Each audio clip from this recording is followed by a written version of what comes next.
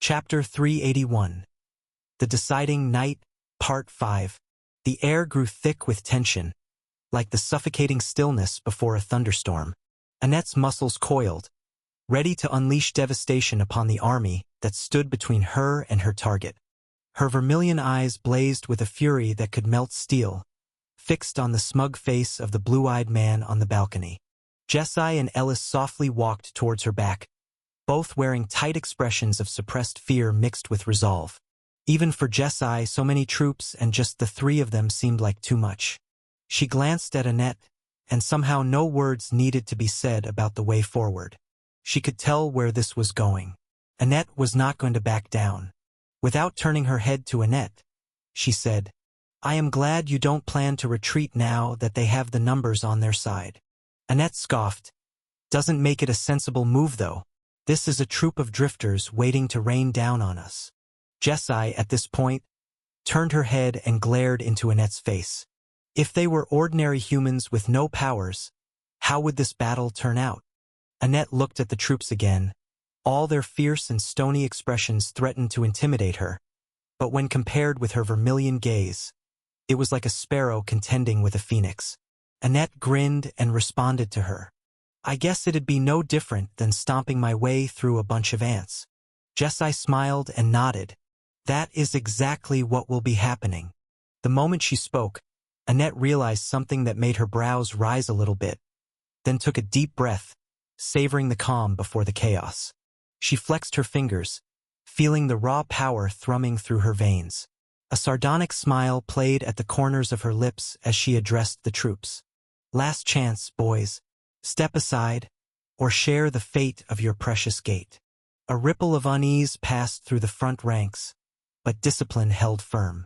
Shields locked tighter, spears lowered to form a bristling wall of points.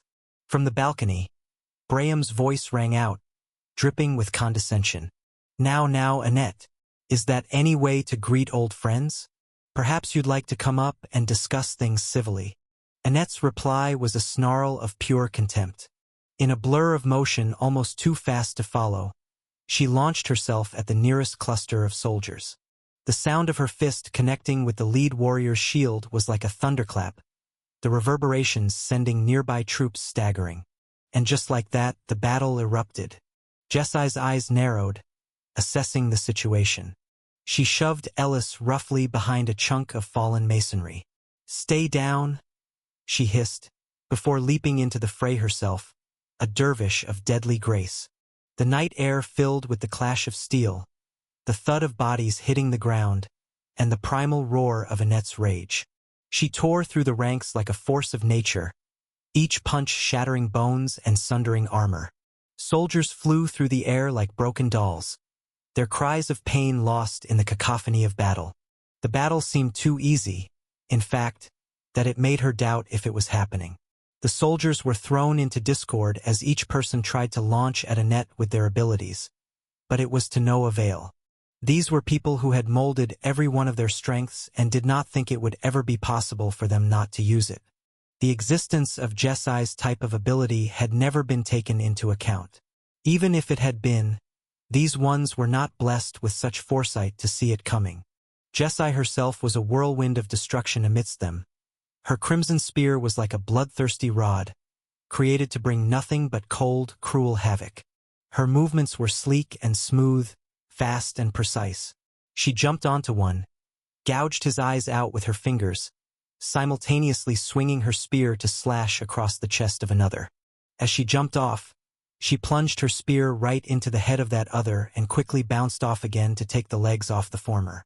Before another could close in, she was onto them, swinging her spear with an austere yet admirable show of skill.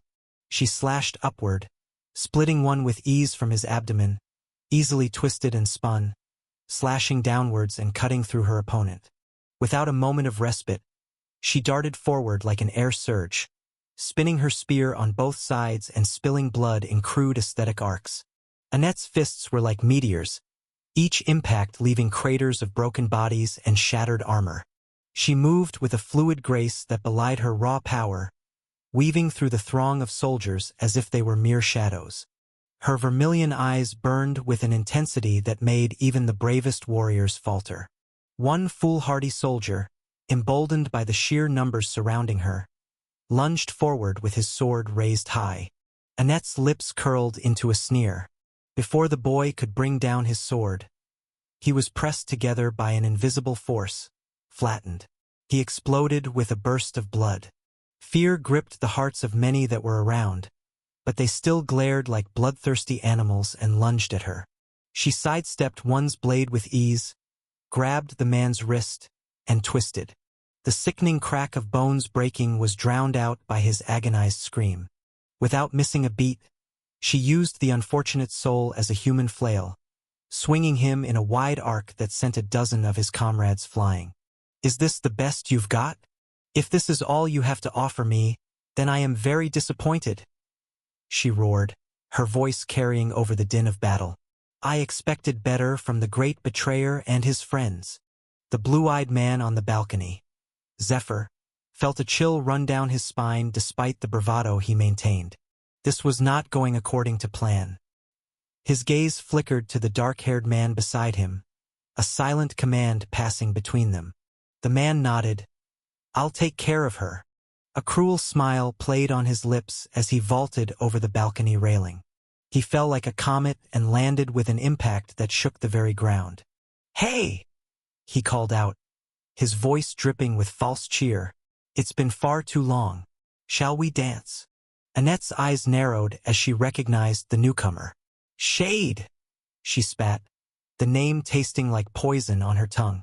"I wonder what was so big of a motivation that made you leave your leader in the South all for me." "Keep fooling yourself." The two of them dashed towards each other and collided. Beside Zephyr's right was a lady, who leaned on the balcony and narrowed her eyes. "Hey, Zeph." "What? Isn't what that lady wearing Lewingard Empire uniform?" Zephyr focused on the lady with a spear and narrowed his eyes. He looked around at the other soldiers, concern wafting across his face for a short while. "Doesn't matter. Go and deal with her, Sheila." The lady, with her hair covering most of her face to reveal her small mouth, grinned and also launched herself down. Now all that were left on the balcony were Braham and Zephyr. Chapter 382. The Deciding Night, Part 6. Shade struck. His fist, wreathed in crackling purple air, shot out with blinding speed. Annette barely managed to bring her arms up in a crossblock, the force of the blow sending her skidding backward. She grinned, a feral thing that spoke of bloodlust barely contained. Finally, a real challenge. Shade straightened and looked at her with a small grin. "The last person that said that couldn't take another. Try me." The two warriors clashed in a fury of blows, each impact sending shockwaves through the air. Shade's soul essence-enhanced strikes met Annette's raw physical might in a deadly dance of destruction. Meanwhile, Jessie found herself increasingly hard-pressed with a new opponent. With Shade occupying Annette, the soldiers seemed to have regained some of their courage. Even though they were not finding an answer to why their talent abilities were not working, they pressed in from all sides, causing a relentless tide of steel and flesh. Jessie's spear became a crimson blur, leaving trails of blood in its wake. She pirouetted and struck, each movement a deadly work of art. But even her inhuman grace, which had its limits, was being evenly matched by her opponent, who had nothing but two curved daggers. And more so, that limit had been strongly tempered beforehand by her fight with Northern. A slash slipped past her guard, opening a shallow cut along her ribs. She hissed in pain but didn't falter, retaliating with a vicious thrust that left her attacker reeling backwards. From his hidden vantage point, Ellis watched the battle unfold with growing horror and frustration. He saw Jessie stumble, nearly overwhelmed by the sheer numbers and a lady in black gown. He saw Annette, locked in furious combat with Shade, unable to aid her companion. Again and over again, he had always been in the position where he needed to be protected. He wanted that to stop, but he was too scared to even try, not a second time. The first time, it almost cost him his life. He had Northern to save him from it. To what good does he serve, if he enters the battle only to be saved by the people he desperately wishes he could save? I hate it, damn. Something inside him snapped. Ellis glared forward, a selfless, dangerous light flickering in his eyes. With a cry that was equal parts terror and rage, Ellis burst from his hiding place. He summoned his dagger and surged forward like a steady wind, almost falling but picking himself back up. His first wild swing caught a soldier by surprise, opening a ragged gash across the man's chest. Jessai's eyes widened in shock as she saw Ellis wade into battle. "You fool!" she yelled. But there was no stopping him now. What Ellis lacked in skill, he made up for in desperate fury. He hacked and slashed with reckless abandon, driven by a need to prove himself, to be more than just a burden. Back at the center of the chaos, Annette and Shade continued their deadly duel. Shade's enhanced strikes were slowly wearing her down, each impact leaving her arms numb and tingling. Aside from the fact that they guided his strikes with a trail of purple air, each time his strikes connected, there was an explosion of force that seemed to suck out Annette's own soul essence. And as much as she tried to evade his strikes after deducing that something was eating up her essence, it was next to impossible to do that, because her opponent was that much of a headache. Shade was a seasoned warrior, smart to the very end. Luring in his styles, his feints were effortless and unmasked. His form, while Annette at first deduced it to be a predictable one, was actually a trap. Every inch of the battle was him laying out traps. And Annette, whose form was structured by a strong principle of brute strength, always crashed into it in hopes to destroy the whole attempt. But every time he always got the better of her. And now her strength, vigor, and essence were all beginning to diminish. "Feeling tired, old woman?" Shade taunted, his smirk infuriating. Annette's response was a lightning-fast feint followed by a devastating uppercut that caught Shade square on the chin. He stumbled backward, spitting blood. "Not even close, brat," Annette growled. But even as she pressed her advantage, Annette couldn't help but worry about Jessai and Ellis. She had been shocked at first when she was able to bulldoze through the drifters without worrying about their talent abilities. But it didn't take a genius to figure out this was Jessai's work. But she had left Annette's power, and Annette's opponent, so it seems. Which means there's a cost to her abilities. She caught glimpses of Jessai, still holding her own but clearly tiring. And Ellis, her heart clenched as she saw him fighting with more enthusiasm than skill. Shade, sensing her distraction, launched into a flurry of attacks. Purple air crackled around his fists as he rained blows upon Annette. She weathered the storm, but each block sent jolts of pain through her battered arms. In a desperate gambit, Annette dropped her guard, allowing one of Shade's punches to graze her cheek. The pain was intense, but it gave her the opening she needed. Her own fist shot out, catching Shade in the solar plexus with bone-crushing force. The warrior's eyes bulged as the air was driven from his lungs. He staggered back, gasping and grabbing his chest. Annette did not relent. She immediately pressed her advantage, unleashing a barrage of punches that drove Shade further and further back. But just as victory seemed within her grasp, a pained cry cut through the air. She turned, heart in her throat, to see Ellis fall beneath a soldier's blade. In that moment of distraction, Shade struck.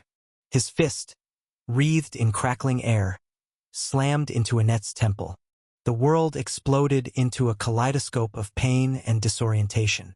As she stumbled, fighting to stay conscious, Annette saw Jessai abandon her own fight to rush to Ellis' aid.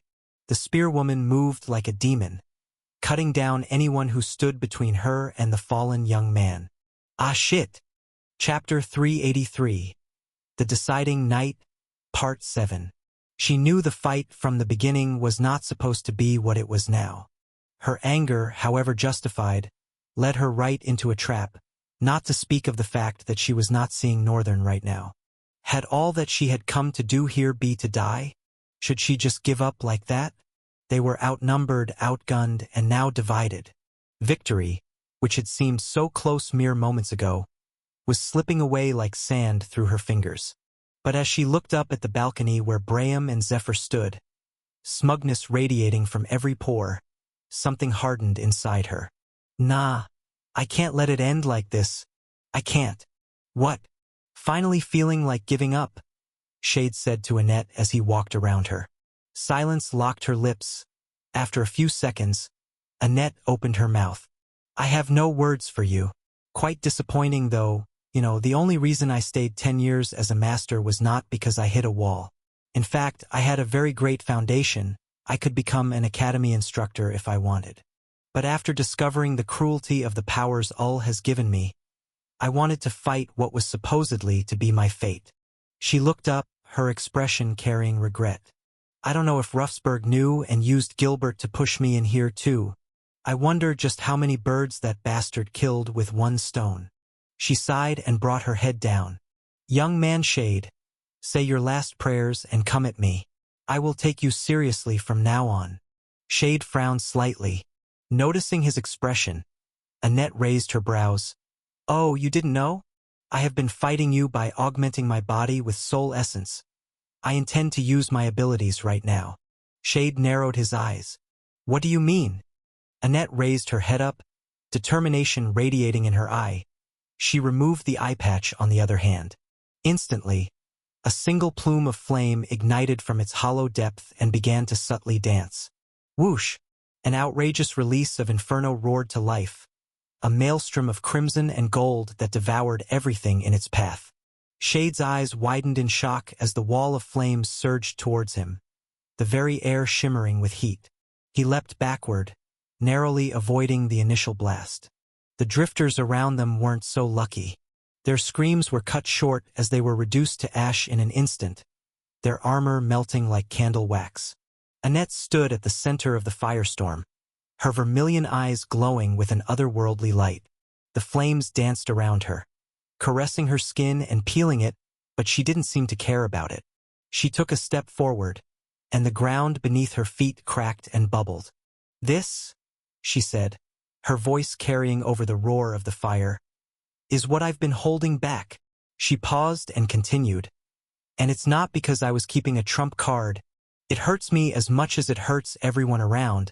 I just have a little tolerance. She looked at her body. I do have scars to show for it. Shade gritted his teeth, purple energy crackling around his fists. Doesn't matter. I'm just gonna destroy you either way. He charged forward, hoping to close the distance before Annette could unleash another blast. But Annette was ready for him. With a flick of her wrist, she sent a whip of fire lashing out. Shade ducked under it, feeling the heat singe his hair. He rolled to the side, only to find another tendril of flame waiting for him. It was like fighting a hydra made of fire.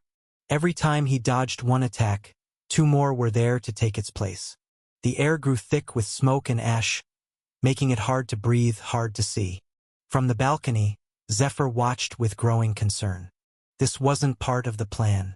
He turned to Braham, his voice tight with urgency. Did you know about her ability? I thought you said all she could do was control an invisible force. I swear that was exactly what it was. Throughout all our raids together, that's what I saw, Braham stuttered. Shut up, please. There's a high chance. All she has been using all those times is spiritual release. Braham knitted his brows. Spiritual release is just like a bluff of power. It's a pretense to cut. That has been what its purpose served. But it wouldn't be strange if she had somehow managed to master that bluff and come to an epiphany of how to manifest true spiritual release. And for a mage class, it would be very doable. He frowned and hit the balcony. Damn it. Zephyr turned his eyes to Braham. You better go down there to find a way to deal with this. Braham looked at him with wavering eyes. What do you mean? I can't go down there. Aside from the fact that she is a rank higher than me, she is the worst matchup against my abilities. Vines and branches are definitely not going to win against flames. Or do you want me to die before I can prove to be the asset I am to you guys? Zephyr inhaled deeply and exhaled, then keenly overwatched the battlefield. Then you better pray that just 3 people don't decimate an army of 350 people.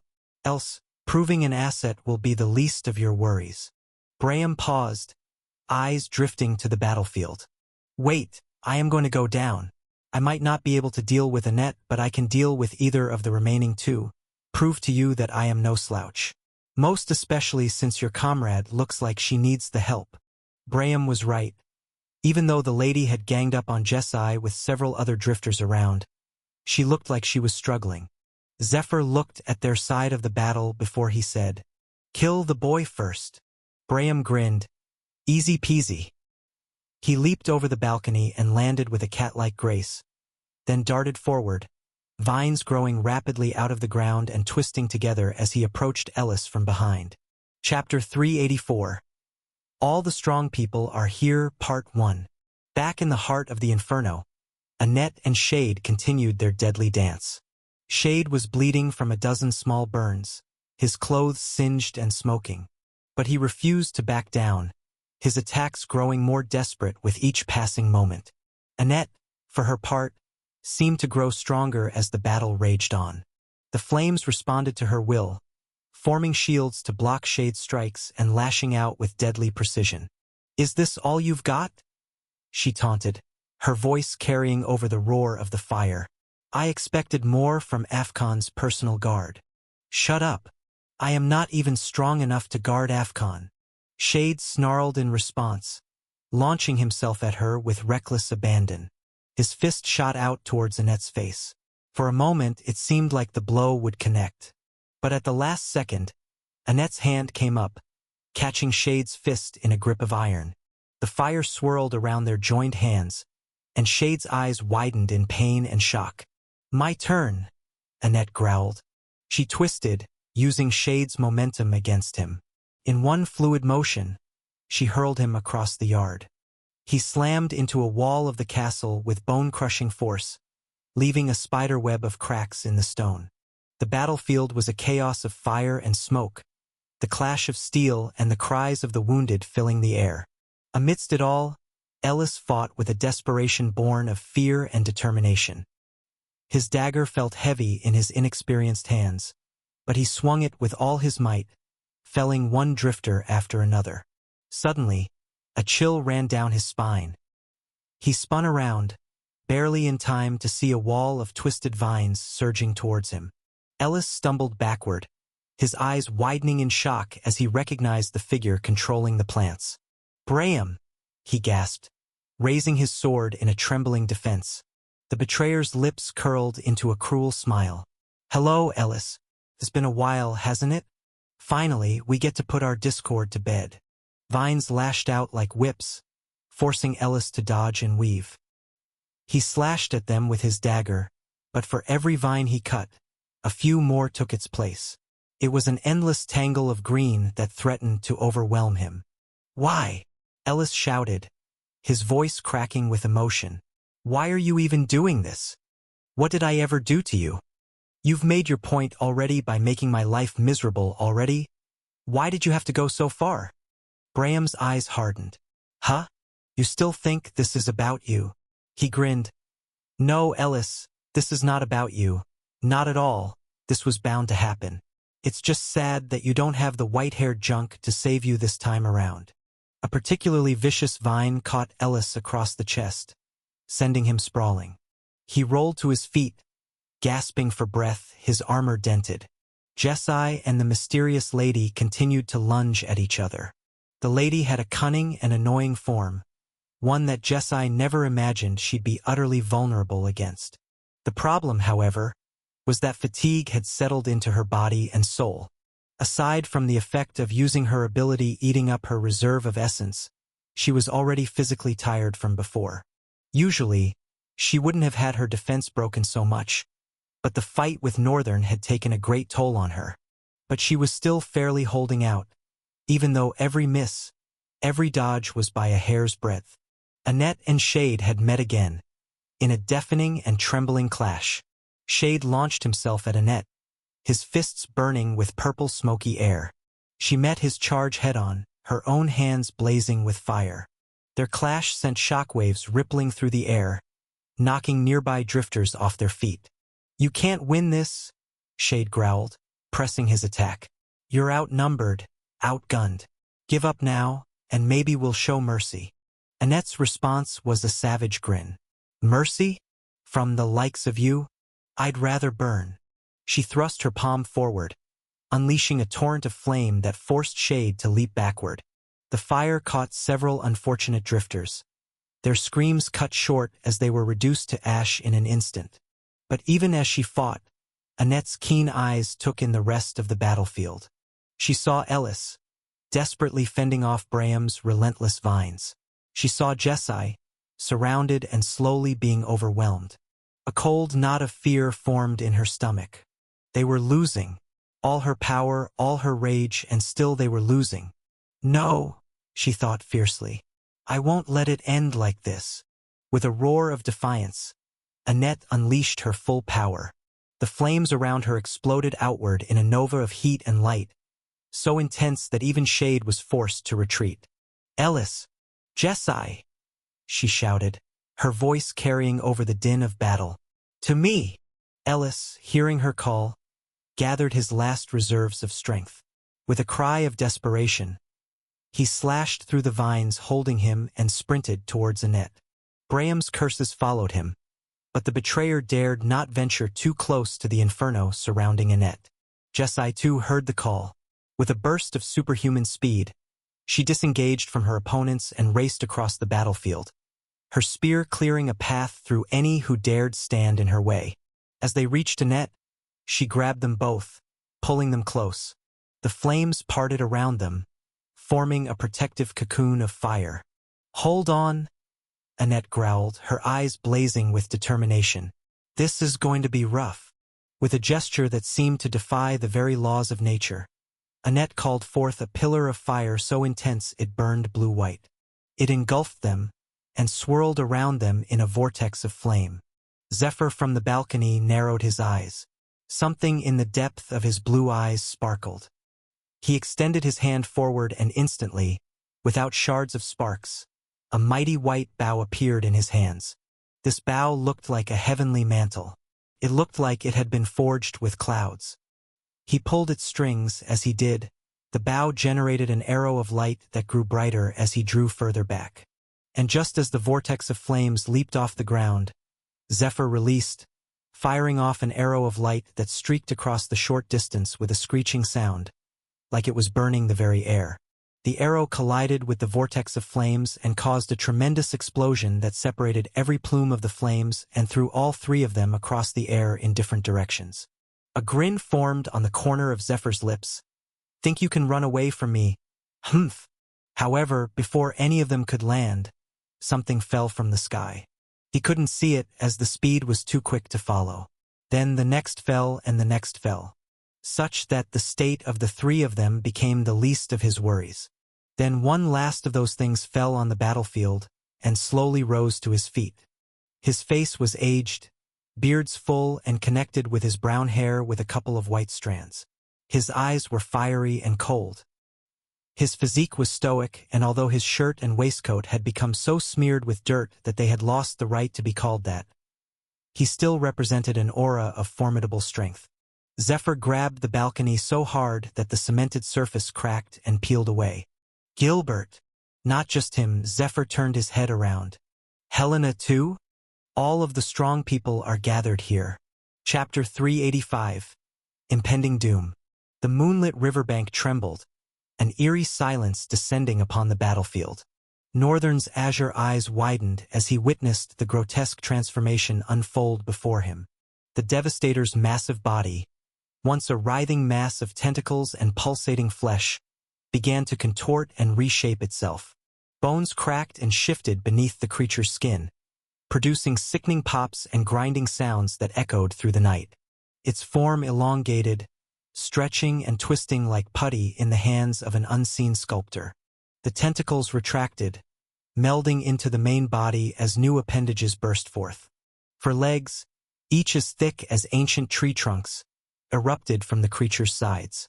They were covered in overlapping plates of chitin, gleaming with a metallic sheen in the pale moonlight. Razor-sharp claws, easily the length of a man's arm, gouged deep furrows into the sand as they took form. The Devastator's head morphed, its features elongating into a reptilian snout filled with rows of serrated teeth. A crown of bony spikes sprouted from its skull, forming a natural armor that extended down its spine. Eyes, once bloodshot and unfocused, now glowed with an otherworldly intelligence and unquenchable hatred. As the transformation neared completion, the creature's hide rippled and hardened. What was once soft, gelatinous flesh now became an impenetrable carapace, adorned with jagged protrusions and barbs. The black ichor that had oozed from its wounds moments ago crystallized, forming a second layer of organic armor. Northern gripped Grenger tighter, his knuckles white beneath his gauntlets. The twin-bladed staff hummed with an anticipatory energy, as if sensing the impending battle. Mr. Fluffy whimpered softly behind him, the beast's instincts screaming danger. The metamorphosis reached its climax with a deafening roar that shook the very air around them. The creature that now stood before Northern was a nightmarish fusion of the Devastator and the Kirathon, a prominent viciousness born of battle and vengeance. Its massive head swiveled towards Northern, nostrils flaring as it caught his scent. Recognition flashed in its eyes, followed by a tsunami of rage. The creature's muscles bunched and coiled, preparing to launch itself at its long-awaited prey. Northern didn't wait for the monster to make the first move. He dashed forward, Grenger a blur of motion as he aimed for the creature's front leg. The blade connected with a resounding clang, sparks flying, but barely scratched the surface of the armored limb. Without missing a beat, Northern summoned his clone. The doppelganger materialized in a swirl of dark energy, immediately engaging the monster's attention. It darted to the creature's flank, its blade ringing against the armored hide. The distraction gave Northern a moment to catch his breath and reassess his strategy. The least Northern worried about was getting killed by this thing. Death did not even cross his mind. He just needed to put this monster away and put it away very fast at that.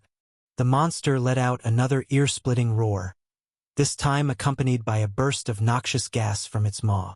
The greenish cloud billowed towards Northern, who instinctively held his breath and leaped backward. Where the gas touched the ground, the sand sizzled and smoked. Northern's clone wasn't so lucky. Caught in the toxic cloud, its form wavered and dissipated, unable to maintain cohesion in the corrosive atmosphere. Seizing the opportunity, the creature charged. Its massive form moved with a speed that belied its size, closing the distance between them in heartbeats. Northern's eyes darted around, searching for an escape route, but he knew he couldn't outrun this monstrosity. Instead, he stood his ground, Grenger held at the ready. As the beast bore down on him, Northern channeled his essence into the twin-bladed staff. The weapon thrummed with power, dark flames licking along its length. At the last possible moment, Northern sidestepped and swung Grenger in a wide arc. The flaming blade connected with the creature's eye, one of the few spots not covered by its armored hide. The monster bellowed in pain, rearing back on its hind legs. Northern pressed his advantage, leaping onto the creature's back.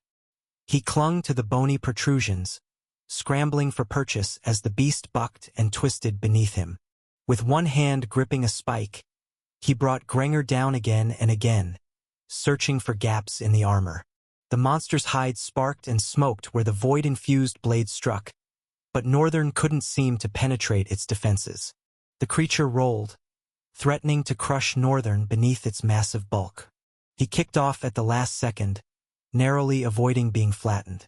As he tumbled through the air, the monster's tail lashed out once more. This time, Northern couldn't fully dodge, besides, he didn't need to. In the last minute, it occurred to him that he was shielded by the void force protecting him anyway. The lashed-out tail reached in front of him and bounced right back off, giving Northern the space he needed to dive right in. However, the monster darted across and loomed over him, its remaining eye gleaming with malevolent triumph. It opened its maw, preparing to deliver the crushing blow. Northern could see down its throat, a dark abyss lined with razor-sharp teeth. In that moment of desperation, Northern thought of a wild and unrefined idea. His body crackled with dark aura, the air around him growing heavy with the weight of concentrated void. With a primal yell, Northern thrust Grenger upward, directly into the creature's open mouth. The twin-bladed staff, supercharged with void essence, pierced through the soft tissue of the monster's palate and into its brain. The beast's eyes widened in shock, its massive body going rigid. For a heartbeat, time seemed to stand still. Then, with an earth-shattering scream, the creature began to convulse. Void essence consumed it from within and poured from its mouth and eyes. Northern wrenched Granger free and scrambled away as the monster thrashed in its death throes. Its armored hide began to crack and splinter, unable to contain the destructive force within. With a final, desperate roar, the abomination exploded in a shower of gore and fractured armor plates. The shockwave knocked Northern off his feet, sending him tumbling across the blood-soaked sand. When he finally came to a stop, he lay there for a long moment, his chest heaving as he fought to catch his breath. The silence that followed was deafening, broken only by the gentle lapping of the river against the shore. Then the notification came. Congratulations, you have slain an apex maelstrom. You have gained 20 talent fragments. Congratulations, you have slain a disastrous destroyer. You have gained 6 talent fragments. Northern stood up and sighed. That was comparatively easy to the last time. Half of the Kirathon's power had been lost from their last fight, and not only did Northern have a much better and effective weapon, he had grown tons stronger since then. And now that his old enemy had been taken out of the way, he wanted to focus on getting to Hao as soon as possible. He went back to meet Mr. Fluffy. That was when he saw a pillar of fire afar, but from his vantage point it was like a radiating little light, which caused him to instantly zoom in with chaos eyes. That was how he was able to see it wasn't just a light but a powerful source of heat. The moment Northern tried to get a closer look, he was also alerted of a great danger in that direction. And not only did danger sense react to something, his senses were hyperactively picking up that something was wrong. This caused Northern to pick up his pace, flying on Mr. Fluffy in a minor swing of his body. The beast growled heavily, his eyes radiating with a soft blue light of determination that seemed to mirror the urgency in Northern's eyes. In a burst, it lunged forward, battering its 4 feet against the ground, and once he got to the edge of the river, Mr. Fluffy made a powerful leap. His body scaled into the sky, furs gently being caressed by the cold hands of the wind. Northern didn't think they were going to make it, but before he could recount anything, the beast landed on the cliff above the river. His eyes widened and he looked. How? Mr. Fluffy, however, did not care to relish the look of surprise on Northern's face and just dashed forward. A couple of minutes after Northern had left, the space above the water began to ripple, causing a causative effect to the surface of the water itself. The surface began to turn, slowly, and soon became an enormous whirlpool that left the entire atmosphere of that place with the smell of impending destruction. The space above the center of the whirlpool suddenly broke, a clawed hand protruding out of the slight break. Following that was the appearance of a small boy just at the edge of the river. He did not care about the whirlpool. The air around him was viciously being pulled into the water. Everywhere looked like there was about to be a mighty storm. The boy stood there, looking at the cracking space as it was being forced open, a small smile playing on his lips. Finally, my lord, I am a step away from bringing you back. He turned to the direction Northern had gone through. Now, all that is left is for this war to take its course and give way to bloodshed, and madness shall eventually reign. Chapter 386. All the Strong People Are Here, Part 2. The battlefield entered a state of momentary pause. The new entries each stood in their own place, surveying their surroundings and, most importantly, observing the man on the balcony. A tumultuous damage had been dealt to the battlefield due to the fire pillar that Annette had summoned. What were left of the soldiers were scrubs, scrambling to get up and barely matching half the aura of might that these new arrivals exuded. Annette's breath was unsteady as she tried to get up. She looked at the new people who had just entered the battlefield and muttered to herself, "Took you guys long enough."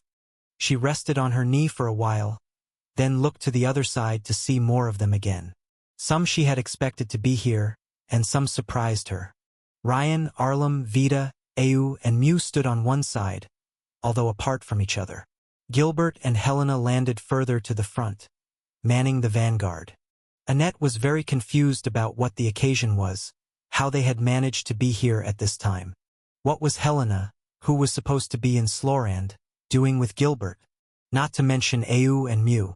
Of course, they had chosen to go with Gilbert's faction, which opted out of all the Civil War nonsense and focused on clearing all the rifts to close them down. While Annette also focused on clearing the rift, what separated her from Gilbert's faction was their stubbornness to stay on Lothelwyn and have their vengeance at all costs. Fed by stealing resources from Sloria, and eventually proceed to flee this desolation when the time was ripe. Although Annette never pictured that she would be here today unleashing the full extent of her power. So far so good. Even though the tides were not ridden by her, she had no regrets. I just wish he would show up right in a moment like this. Zephyr's cold voice tore into the silence. And what do you hope to achieve with this? You think this is all we have to us as Slorians? Gilbert raised his head, his voice thickly ringing.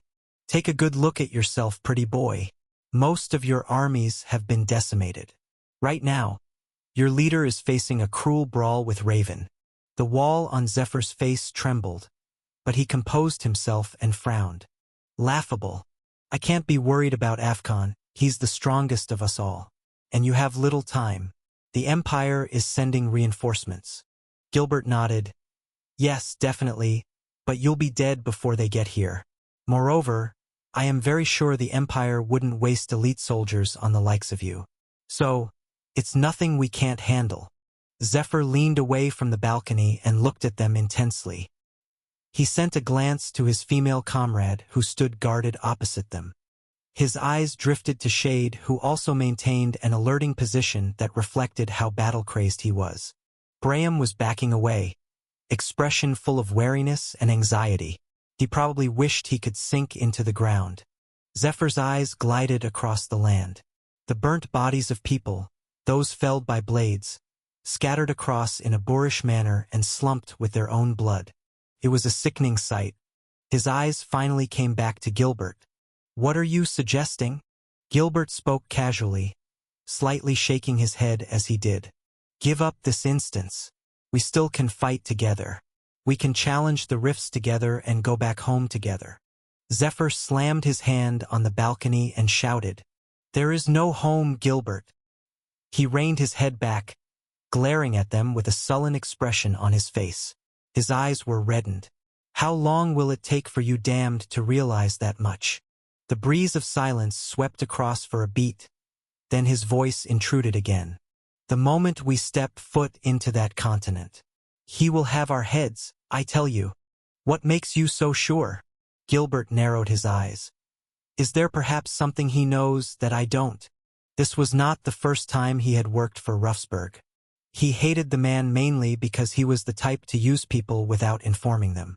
But he owed him nevertheless enough to walk into hell for him. One thing he also knew was that if Ruffsburg was saying it was for the good of humanity, then it was for the good of humanity. However, Ruffsburg's means to an end is always very questionable. And Gilbert had found himself always asking the question, does the end justify the means? A difficult question he had not been able to get an answer to. If there was a chance that Ruffsburg was playing something else, he wanted to find out and have his own plan. This time he was going to double-cross the damned man, and pay him off once and for all. Zephyr did not respond, however. There was a hint of hesitation in his eyes. He exhaled softly and leaned away from the table. His face slowly became stern, determination flaming up in his eyes.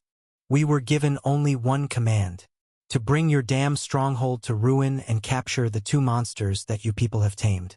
And that is exactly what is going to happen. He picked up the bow that was leaned against the lower wall of the balcony and raised it into the sky, drawing its string back strongly. There was no arrow of light within the bow this time around, but he still drew back fiercely, pointing it to the sky. Then he said, Face your deaths. Heavenly judgment. He released the string. An ear-splitting scream soared into the sky, splitting the dark clouds. A beat following that, the cloud began to get bright, as if light was forcing its way through the night. Gilbert shouted, Take cover! Immediately he shouted, every person for himself used their different skills to shield themselves. Those that weren't able to shield themselves darted away from open air as arrows of light began to fall from the sky like rain. As the arrows touched the ground, they melted into it, burrowing a small hole. They would probably burrow into whoever they managed to touch. Amidst the chaos was Ellis, unprotected and running away for his life whichever way he could.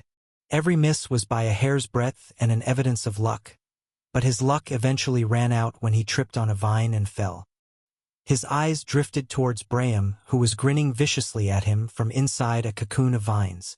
Ellis' face contorted with dread, but he quickly regained himself and struggled to stand up, which was for some strange reason very difficult. Something was holding his leg down. He looked back to see a vine twisted around his ankle, holding him down. And another downpour of arrows was coming. His eyes got teary as he cursed Braham with all his heart. He closed his eyes as the particular arrow falling his direction got closer. However, long seconds after, he still was alive. So slowly he opened his eyes, and saw a powerful creature with 4 arms and 4 eyes, looming above him. Night Terror looked different from before, his body like dark silvery carapace armor. His eyes burned with furious red light that danced with flares. The creature patted Ellis' head and turned away from him, towards Zephyr, and leaped. Chapter 387. Disaster upon us. In a blink, Night Terror was on the balcony, crouched, with his lower arms gripping the edge, claws delving into it. Zephyr backed away hurriedly, falling on his butt. His expression became horrified, and he felt strength leave his legs, just as chills ran through his spine. What is that speed? Why has it changed so much? He questioned internally. Night Terror glared at him, his 4 eyes gleaming with madness. The creature let out a rumbling growl and jumped towards Zephyr, aiming to tear him apart. Zephyr began to melt into sand. Night Terror jumped away instantly, flying back across the balcony and landing on the ground. The balcony exploded, sending shards of stone flying around. What happened up there? No one knew, but they all had their guards up. This man, after all, was the most feared and dangerous person after Afcon. And the scariest reason was that no one except for Night Terror and Annette knew why. And Annette didn't even know enough to theorize what his talents or abilities were. And Night Terror didn't have any communication skills. Even if he did, the stalwart creature didn't seem like the type to hold conversations. All of them were suspended in a tense silence. Altogether, their eyes slowly moved towards the rest of the people in front of them. The few drifters of Sloria that managed to survive, Shade, and his partner, Braham, had disappeared. "I'll give you the same option I gave him," Gilbert said to Shade. "We have more important matters to fight about than each other. Surrender and fight with us." Shade shook his head and giggled. "You'd be stupid to think it's all over because the building disappeared." Gilbert stared cautiously, trying to understand what this man in front of him meant. "You guys have lost. Even if that man does manage to pull some trick. Can you see our numbers? We might be few, but we have the strongest people here." He spoke, gesturing with his hands. "You guys have no chance." Shade shrugged. "You can never know." "Well then, you leave me no choice," Gilbert said and extended his hand. The ground suddenly trembled, and everyone stumbled back in fear of what was happening. After the tremor settled, their eyes were still restless. It was as if a titan had shaken the land, so how could they not be restless? Wham! Something fell from above, and a cacophony of red streaks like thorns plunged into every area, every corner, every air, streaking like branched red rods, aiming to tear through everyone. Some of them managed to dodge, some got scraped, and some, like Arlem, fully defended themselves without even a scratch on their body. Night Terror growled as he glared. "Indeed, they are right. The best of the best is gathered here. But I am more than enough to take care of you all." A figure stood in front of Shade, a whirlwind of red and white, his presence commanding the battlefield like a tempest. Gilbert grimaced. Zephyr! He had changed. Blonde hair flowed wildly, catching the light of the glowing moon, giving the impression of a halo around a fallen angel. His eyes blazed with an intense, almost feral determination as he gripped the twin katanas with deadly precision. His attire was a stark contrast of colors. A long, flowing red scarf wrapped around his neck and shoulders, serving as the source of the red branches that pierced through everyone all at once and retracted instantly into a normal scarf. He donned white hakama stained with the blood of countless battles. Intricate black armor adorned his arms, offering both protection and an aura of dark elegance. He placed both katanas on his shoulders and looked at Night Terror. "You want to do this again? Let's go." He shot forward, dancing across all of them, the red scarf trailing behind him. Night Terror met him in a deafening clash, the air resonating with the sound of metal against metal. After that, everything became blurry for everyone around to see, but what spoke of their battles was the disaster that was wrought in their surroundings. Streaks of red, white, and black flew across the landscape. As the battle between Zephyr and Night Terror intensified, the others could only watch in awe and trepidation. The landscape around them transformed into a chaotic canvas of destruction, with flashes of red, white, and black streaking across their vision. Zephyr's red scarf whipped through the air like living tendrils, lashing out at Night Terror with deadly precision. The creature's shadowy form twisted and contorted, narrowly avoiding each strike. Their movements were so swift that they appeared as mere blurs to the onlookers. Night Terror's claws raked through the air, leaving trails of dark flames in their wake. Zephyr's twin katanas sang as they sliced through the night, parrying and countering with inhuman speed. The clash of their weapons echoed across the battlefield, a cacophony of violence that sent shivers down the spines of all who witnessed it. The ground beneath their feet cracked and splintered with each impact. Rocks were shattered, and the very air seemed to vibrate with the intensity of their conflict. It was as if two forces of nature had collided, each determined to overcome the other. Gilbert and the others found themselves backing away, seeking shelter from the devastation. Arlem raised a protective barrier around some of the members of their group, his face etched with concern. "This is beyond anything I've ever seen," Arlem muttered, his eyes wide with disbelief. Shade watched the battle with a mixture of fascination and fear, realizing that perhaps he had underestimated the situation. Even though he knew Zephyr was, beyond any doubt, very strong, this raw power on display was far beyond what he had anticipated. Annette turned away from the battle and looked up to the sky. Something was strange. Helena also looked up. "Oh, damn! It's happening," she muttered. Annette, not far from her, asked, "Happening? What is happening?" Helena summoned her black staff and slowly marched towards Annette. "I'm here on behalf of Terence. I am also the one who convinced Gilbert and his people to come with me, while Terence convinced your people." She paused and looked up. "The reason we have come here is because of that." Annette also looked up. The sky was rippling, and slowly, a crack began to run across the clouds. She scowled and ground her teeth angrily. What the hell is that? Is that a rift? At a time like this?" Helena shook her head. "No. That's not just any rift. It's a rift that is shattering. Which means we are about to be bamboozled with an avalanche of monsters." Chapter 388. Reign of Disaster Part 1. Mr. Fluffy galloped forward fiercely, cutting through every corner with blurring speed. He jumped over fallen pillars and broken edifices. He continued forward with the fierceness of an impregnable metallic wall. All four legs punched against the ground with incredible power. Northern, above the pristine beast, leaned forward, his eyes focused to the front, radiating a soft blue light. Suddenly, Mr. Fluffy came to an abrupt halt, swiftly shifting to the side and drifting forward, creating enough friction to reduce his incredible speed. Northern frowned and asked, "What's wrong?" The beast released a low growl and raised its head. Northern narrowed his eyes, following Mr. Fluffy's line of sight. His eyes widened. The sky was breaking like glass. He looked forward.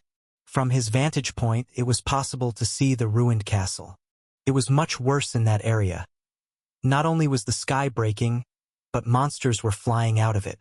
Another part of the sky towards his back also began to break. Northern opened his mouth a little, but no words came out. What is going on? Rifts. Not just one, not two, but three. All in the same area. He jumped from Mr. Fluffy and kept his gaze upward, watching as the rift shattered into shards of glass that dissolved into the air like sparkles. Like a horde of bees, monsters began to fly out. Some fell, some flew, filling the air with dreadfulness, painting the night even darker. Northern opened his hands, black sparks igniting within them, and began to weave a rod into his grip. As Granger fully materialized, he plunged forward and met the first monster, a vicious, furless, bipedal monstrosity with a jagged row of teeth and one eye. Northern twirled the twin-bladed staff upward and slashed across the monster's torso to its shoulders. He spun the weapon in the air and brought it down upon the other shoulder, tearing its hide downward in a spill of green gore. Northern took no moment of respite and dashed towards his next target. Mr. Fluffy also engaged in a feral show of dominance, pouncing upon every monster and viciously ripping them apart with his powerful fangs. The beast did not care about the blood that stained his pristine fur and dove into battle with carnal ferocity. Monsters clouded the dark sky, the majority of them sky-dominant creatures, flying across the air, screeching and plunging into the only opposition in their path. Regardless, Northern was handling things well. His speed increased with time. He was constantly using Velocity Dash not just on his legs. He applied it to his whole body. His hand movements, speed, and reflexes all doubled. This made dealing fatal blows to the monsters much easier before they saw it coming. His proficiency with Granger was getting amazingly better. The way he exchanged the twin-bladed staff between his hands while twirling it. The blade edges on both ends blurred every time they swirled. He would suddenly shoot into a particular distance, abruptly stopping before a monster and tearing it apart with one end of the staff. He spun swiftly and harvested the monster's head with the other end. He never thought he would find himself so proficient with the weapon, at least not in such a short amount of time. If he was to compare it with using swords, it was much easier to handle. There was a fluidity to it that he didn't quite experience with the sword. Perhaps that was because it had blades on both ends. Northern's movements became a blur of precision and deadly grace. Granger whistled through the air, its twin blades carving intricate patterns of destruction through the horde of monstrosities. His eyes flashed with that eerie blue light, tracking multiple targets simultaneously as he wove through the chaotic battlefield. A winged creature with leathery skin and barbed talons swooped down, its maw stretched impossibly wide to reveal rows of needle-like teeth. Northern didn't even break stride. He planted one end of Granger into the ground, using it as a pivot to launch himself skyward. The monster's shriek of triumph turned to a gurgle of surprise as Northern twisted in midair, bringing the staff around in a devastating arc that separated its head from its shoulders. As Northern landed, he immediately dropped into a low crouch. A massive, bear-like beast with too many limbs and eyes lumbered towards him, its roar shaking the very air. Northern's lips curled into a grim smile. He channeled more energy into Velocity Dash, feeling the familiar surge of power coursing through his veins. In the blink of an eye, he was behind the creature. Before it could even register his movement, Northern unleashed a flurry of strikes. Granger's blades sang as they sliced through flesh and bone, leaving deep furrows in the monster's hide. The beast bellowed in pain and fury, spinning around with surprising speed for its bulk. Northern danced away from its wild claws, each dodge scraping against his armor with white sparks. He could feel the rush of air from the creature's claws as they passed by his face. But with Chaos eyes, everything played out in slow motion, giving him ample time to reposition and counterattack. With a final, decisive thrust, Northern drove Granger deep into the monster's chest. The beast's roar died in its throat as it toppled backward, crushing several smaller creatures beneath its massive frame. Northern allowed himself a moment to catch his breath, scanning the battlefield. Mr. Fluffy was a whirlwind of destruction, his pristine fur now matted with gore and viscera. The beast's jaws snapped shut on a flying creature, crushing its spine with a sickening crunch before tossing the limp body aside. Their eyes met briefly, a silent communication passing between them. Both knew that despite their prowess, they were vastly outnumbered. The rifts in the sky continued to spew forth new horrors with every passing second. Northern gritted his teeth, his grip on Granger tightening. He was nowhere near tired but was beginning to feel his pool of void essence hitting the bottom. Using Velocity Dash constantly was a bold move he never would have dared to use if not for the new ability of Limitless Void. He only dared it because he had figured out a way to recharge his essence without having to wait in the Limitless Void. Not minding the state of his void essence, Northern pushed himself even further. Chapter 389. Reign of Disaster, Part 2. Annette's eyes widened as she processed Helena's words, her mind racing with the implications. An avalanche of monsters? She whispered, her voice barely audible over the sounds of battle raging nearby. How is that possible? Helena's grip tightened on her black staff, her knuckles turning white. I don't know what exactly is going on, but the Saintess said this isn't just a simple rift. It's a collapse of the very fabric that separates our reality from something else. As if to punctuate her words, a deafening roar echoed from beyond the widening crack in the sky. The sound sent shivers down the spines of all who heard it, a primal fear taking root in their hearts. Annette's hand instinctively folded into a tight fist. We need to warn the others. If what you're saying is true, we're about to face a threat far greater than our current squabbles. Helena nodded grimly. Of course, why do you think we are all here? But first, we need to stop those two, she said, glaring towards the blurred forms of Zephyr and Night Terror, still locked in their titanic struggle. Their battle had escalated to new heights of destruction.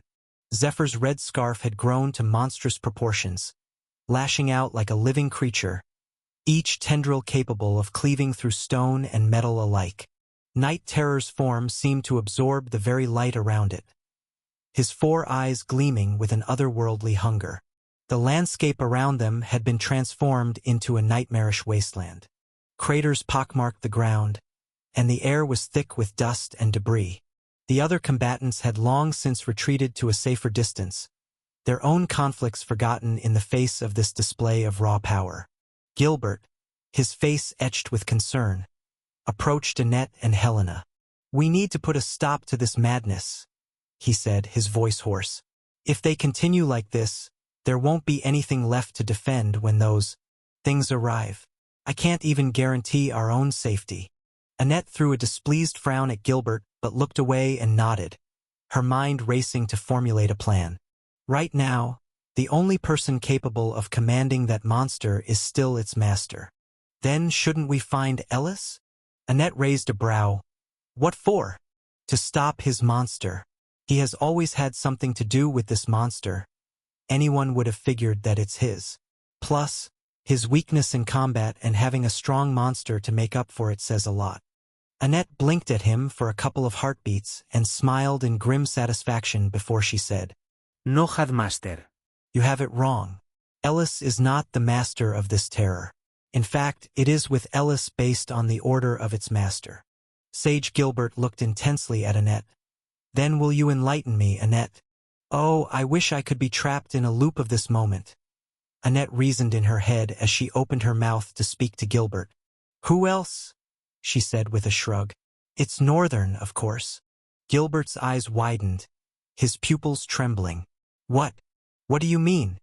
Helena, by the way, hearing Northern's name in the conversation, also freaked out but with more composure. She shifted her focus to the pitch-black monster fighting on equal grounds with Zephyr, whom she felt could beat the crap out of her, despite both of them being sages. Then looked back at Annette. But the fiery lady's focus at the moment was not on Helena. That can't be. It makes no sense. Annette grinned even wider. He can't be that strong? It goes against the plan. The old man frowned. What are you saying? Annette's face contorted with seriousness. You know what? Maybe it's time to have this conversation. What exactly did that damn principal send us here to do? Annette, be careful of what you say, Gilbert growled. Helena looked at both of them for a short while and sighed. I am very interested in this topic and to see how it plays out, but there's a looming disaster of monsters upon our heads. We need to act fast. As she spoke, the sky above them gave an ominous groan. The crack had widened significantly, and through it, they could see glimpses of a dark realm. Strange, writhing shapes moved in the inky blackness, their forms defying comprehension. Arlim, his protective barrier still holding strong around the group, looked up and stared, stunned by the horror of the creature that was descending from the shattered rift. Helena took a deep breath, steeling herself. I have an idea, but it's risky. I can use my ability to create a temporary barrier to separate Zephyr and Night Terror. It won't hold for long, but it might give us enough time to explain the situation to Zephyr. Gilbert's eyes narrowed. And what if he decides to turn on us and run away the moment you drop the barrier? Then we'll deal with that when it comes, Annette interjected. Right now, we don't have a choice. Helena, do it. Helena nodded, raising her staff high. The air around her began to crackle with energy, her hair whipping around her face as she channeled her power. With a cry, she brought her staff down, slamming it into the ground and called, Prismic Space. A dome of shimmering energy erupted from the point of impact, expanding rapidly outward. It engulfed Zephyr and Night Terror in a matter of seconds, separating them from their destructive dance. The sudden appearance of the barrier caught both combatants off guard. Zephyr's scarf retracted, coiling around him like a protective serpent. Night Terror's shadowy form solidified, his 4 eyes darting around in confusion. What is the meaning of this? Zephyr's voice boomed, his eyes blazing with barely contained fury. Night Terror let out a low, menacing growl, his claws scraping against the inside of the barrier. Annette stepped forward, but Helena stopped her in her tracks and said, I think it's best I speak to Zephyr. Annette nodded and stepped back, allowing Helena to walk forward with her hands raised in a placating gesture as Zephyr sneered. You traitor! Calm down. I am not here to pick broken bones with you. We need you to listen. She looked up. As you can see, there's a rift above us, and it's only a matter of seconds before that creature struggling to get out falls. She glared at him. If we want to survive this, we have to fight together. Zephyr's eyes narrowed, his grip on his twin katanas tightening. And what makes you think, Helena, under any circumstances will I be willing to fight with you? Because you are not Afcon, she responded and paused. Then she continued. You know when to put aside personal grudges and prioritize survival. Right now is one of those times. Zephyr breathed and looked at Night Terror. And that monster? How are you sure it won't come at me the moment this barrier of yours goes down? Helena looked back at Annette, who was walking towards Night Terror. It won't. Zephyr grimaced. How can you be so sure about that? It's a savage monster. Helena shrugged. I know because I know its master. We are friends. Chapter 390. The beginning of the end. Are you insane? What are you even saying? Watch, Zephyr. Helena interrupted him. Zephyr turned towards Night Terror. Annette stood in front of the monster with Ellis too, who did the talking. He said, Sir Night Terror, I know you have been busy protecting me, and this guy really pissed you off. But please, can you let go of your grudge and protect all of us today? He bowed. Night Terror let out a low growl and exhaled almost like a sigh. Ellis raised his head in joy and smiled heartily. Thank you so much, Sir Night Terror. Annette turned her head to Helena and nodded. There, you have it. Zephyr was still looking towards the monster, his expression puzzled at what just happened. It really is a monster that understands communication. The realization made him want to fight Night Terror more. Moreover, the monster had grown tremendously since their last fight. He wanted to brawl all the way. But Helena was right. He raised his head. I guess surviving comes first. Then he looked at her. Drop your damned barrier. In that instance, the sky above them gave another ominous groan. The crack had widened to a gaping maw, and through it, they could now clearly see the writhing forms of countless monstrosities. Night Terror's attention was drawn upward, his 4 eyes widening in what could only be described as recognition. He let out a series of low, guttural sounds, his body tensing as if preparing for battle. Zephyr, following Night Terror's gaze, cursed under his breath. I've seen rifts before, but nothing like this. What's causing it? Helena stepped forward, her staff still thrumming with energy as she maintained the barrier. We are not entirely sure, but we think something or someone is forcing rifts open and intentionally collapsing a certain barrier. What? That makes no sense. You can't force open a rift. Helena shrugged. Yeah, well, that's what we have, and we only have this information thanks to the Saintess premonition. Zephyr glanced at Helena and stared at the monsters. As if on cue, the first of the creatures began to slip through the widening crack. It was a massive, serpentine thing, its body covered in iridescent scales that seemed to shift and change color with each movement. Multiple heads, each adorned with razor-sharp teeth, snapped and snarled as it descended toward the ground. By the sacred constellations, Gilbert breathed, his face pale. What manner of abomination is that? More creatures followed, each more horrifying than the last. Winged monsters with too many eyes, amorphous blobs that seemed to devour the very air around them, skeletal monstrosities that clicked and clattered as they moved. It was as if every nightmare had been given form and unleashed upon their world. Zephyr's expression hardened, his earlier rage replaced by grim determination. "Drop the barrier," he commanded. "We need to form a defensive line now." Helena hesitated for a moment, looking to Annette for confirmation. At her nod, Helena lowered her staff, dispelling the energy dome. Night Terror immediately sprang into action, his shadowy form expanding outward, creating a dark mist that obscured the area around them. Within the mist, his 4 eyes glowed like beacons, scanning the sky for incoming threats. Zephyr's red scarf unfurled once more, but this time, instead of lashing out at those around him, it spread wide, creating a canopy of crimson tendrils above their heads. "This should slow them down," he growled. "But we need a plan." Annette quickly took charge, her tactical mind racing. "Gilbert, gather your strongest fighters. We need a front line to engage these creatures head-on. Arlem, can you maintain a protective barrier around our more vulnerable members?" Arlem nodded, sweat beading on his brow as he expanded his barrier to encompass a larger area. "I can hold it for a while, but not indefinitely. We need to find a way to close that rift." "We would have to enter that thing, wouldn't we?" Helena asked, hesitation dripping in her tone. "Even I don't know what exactly we are going to do. What I do know is that we need to fight those monsters." As Annette responded, her fist ignited with a flare of flames that extended to her hands and danced like a cloth moving to the tune of the wind. She looked at all the others. "This might be the beginning of the end, so don't die, guys."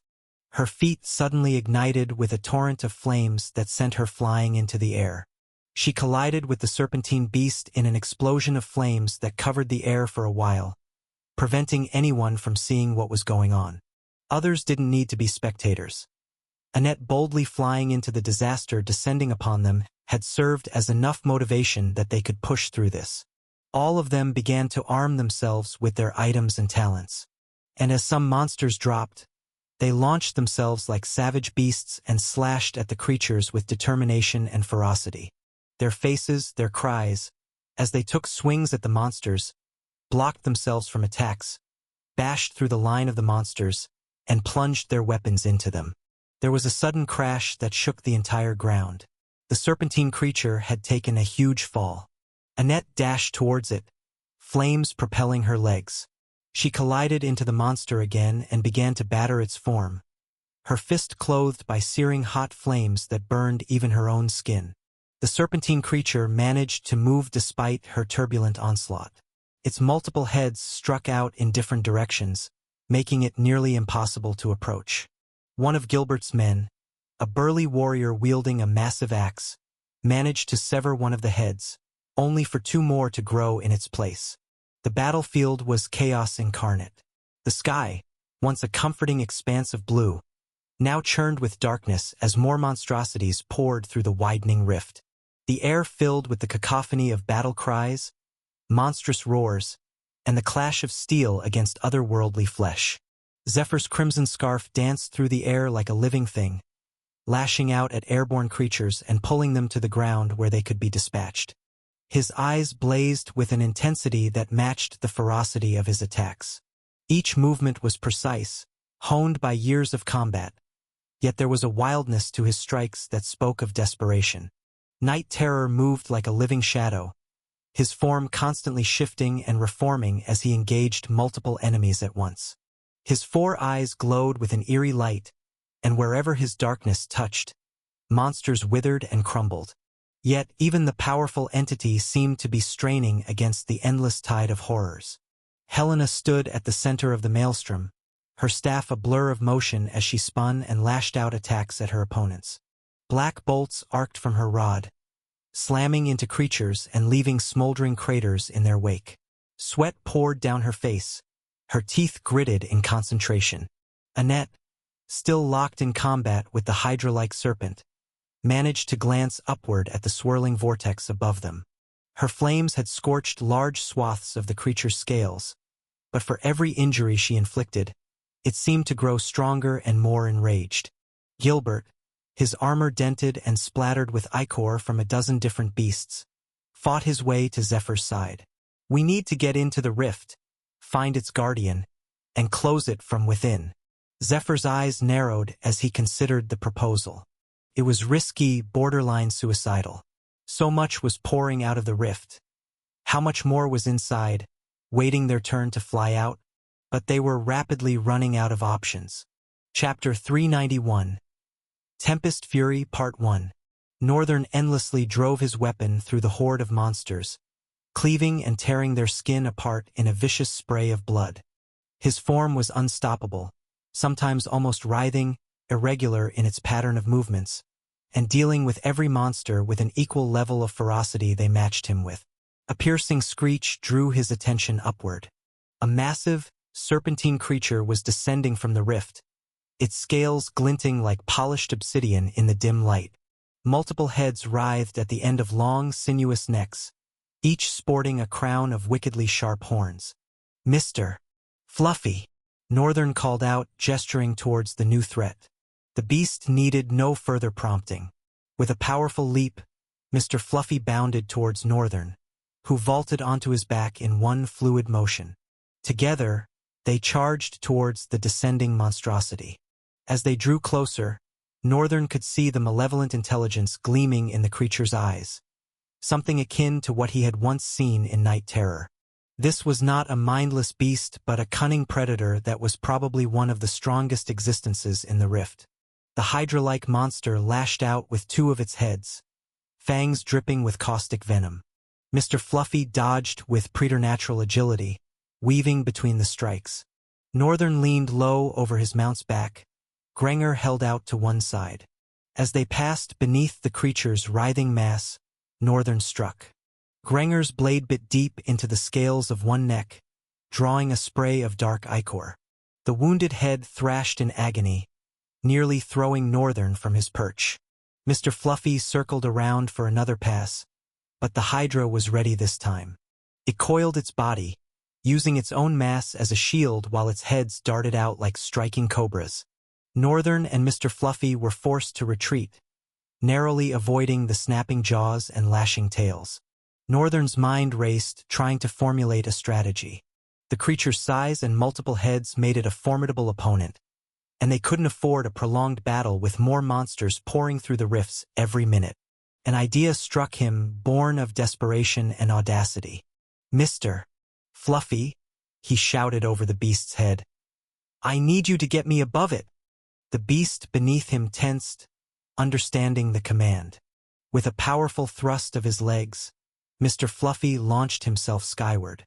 They soared over the Hydra's thrashing heads, and at the apex of their jump, Northern leapt. Time seemed to slow as he plummeted towards the monster's back. Northern poured every ounce of his remaining energy into velocity dash, pushing his body to its absolute limit.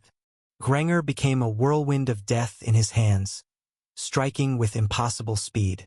By the time Northern's feet touched the ground, the Hydra's body was crisscrossed with dozens of deep gashes. For a moment, the great beast stood motionless, as if in shock. Then, with an earth-shaking groan, it collapsed. Northern stumbled, his vision blurring from exhaustion. Mr. Fluffy was instantly at his side, allowing the young warrior to lean against him for support. But there was no time to rest. More creatures were converging on their position, drawn by the fall of the Hydra. "There's no time to be tired," he muttered and snapped his fingers. A clone appeared next to him immediately. The clone was cloaked by a black aura that flowed around him almost like black flames. Only it was vague and like the air. Northern touched the clone and it disappeared. The black aura formed around his own body. His eyes radiated with renewed strength and essence. Northern switched Granger to his other hand, folded and unfolded the hand he was initially using. After the joints felt a bit free, he returned Granger to his right and spun around in a swift blur, eyes darting around with calculating intensity. With a tense and hot breath, Northern exhaled and shot away like a green arrow. What followed was a cacophony of dead monstrosities left in the wake of his trails. The twin-bladed staff twisted and turned in his hand like a whirlpool in space, jutting out at every angle and catching the monsters unaware with vicious curved blades that bit into flesh and cleaved even the toughest of hides. Northern's vigor felt renewed as a surge of void essence filled his veins. His speed was immense, and at intervals he would even use Shuanpa, neglecting the concept of distance to reach a point and plunging his weapon into the monster before it caught wind of anything. The monsters continued to pour from above, while Northern felt the need to call upon his void summons or clones. He instantly decided against the idea. He wanted to relish this moment for as long as possible. This was a great opportunity to gain a lot of battle experience. No one was present here, so he didn't feel the need to hide any of his power. So Northern went all out. The sky instantly became black as Northern released the suppression on his void essence. Time and time again, Northern had subconsciously mastered a minimal release of his void essence to keep himself from being discovered. Void essence, while it may seem similar to soul essence, was vastly different. However, that difference couldn't be noticed when there's a minimal amount of void essence. Hence, the reason why Northern had always been tightening the output. And what he just did that allowed the entire atmosphere and even the sky to change in an instant was broaden the pathway of the output. A tremendous amount of void essence escaped his body in one go, which caused the true nature of void essence to reveal itself. Even he was stunned. Everywhere seemed like it was covered in a veil of darkness. Not a single trace of light could be seen penetrating. The sudden release of such an outrageous amount of his void essence had filled the atmosphere with uncommon darkness. The monsters scrambled about, their vision obstructed. However, Northern could see perfectly well. This is a perfect opportunity to end things. Northern gripped the middle of the staff tighter and refocused his eyes with determination. Northern wanted to take out the majority of the monsters before the darkness slowly faded. It was only an aftereffect of releasing that amount of void essence that even he had no idea would happen. He spun Granger over his head and swiftly landed it to the side. The air whipped against the ground, softly creeping backward as the curved blade hummed with dangerous energy. Chaos Art 2. Second Subform. Tempest Reaver. Chapter 392. Tempest Fury, Part 2. Northern channeled his essence into the twin-bladed staff and exploded with immense speed, the staff vibrating with intense power. He cut across several monsters with an immense surge of speed that made him almost unseeable, delivering a series of lightning-fast, horizontal and vertical slashes, each swing accompanied by bursts of void essence that rippled through the air. Northern continued to dash between different monsters, wreaking chaos amidst them and delivering them to the hands of death each time he advanced towards them. As his skill reached a crescendo, a massive shockwave broke into the air along with his movements, such that merely passing some of the monsters ripped them to shreds. He was an unstoppable force of death that the monsters didn't see coming, and he continued to crush all of them in the embrace of the darkness. He moved with the pattern of a snake sometimes, only that he was swift, faster, and accompanied by a shockwave of energy that threatened to rip even the air apart. However, the darkness was beginning to fade. Time was not on his side anymore, at least within the darkness. Noticing that much, he spun Granger and moved with an even more tremendous surge, as if he was being pushed by the waves of an enormous sea. His movement became beyond lightning fast, blinding. First subform, Cyclonic Strike. Northern swiftly spun the twin-bladed staff left and right, cleaving flesh on both sides while running through the line of monsters. At some points, it became so immense that his weapon looked like a spinning wind cutting through the monsters and severing their flesh in vicious arcs of gore. As Northern sensed the skill reaching a crescendo, he repeated the second subform. Again, he burst forward. His speed increased. Behind him was a trail of blue light, his eyes flaring with blue lines flowing like luminescent threads in the air. His face was paler than usual. His focus seemed aloof, and he was gently breathing through his mouth as he moved. He twirled the weapon around his body as he turned and shot forward with shockwaves that became so powerful that even the ground was being upheaved as he ran across it. The monsters stood no chance. And at the activation of the third subform, Whirling Tempest, Northern completely disappeared from plain sight. Nothing could be seen of him. However, the monsters started to burst here and there. Everything happened in slow motion and seemed instantaneous. Their cores flowed into the air in reckless abandon, and their limbs were ripped apart by the force of the wind alone.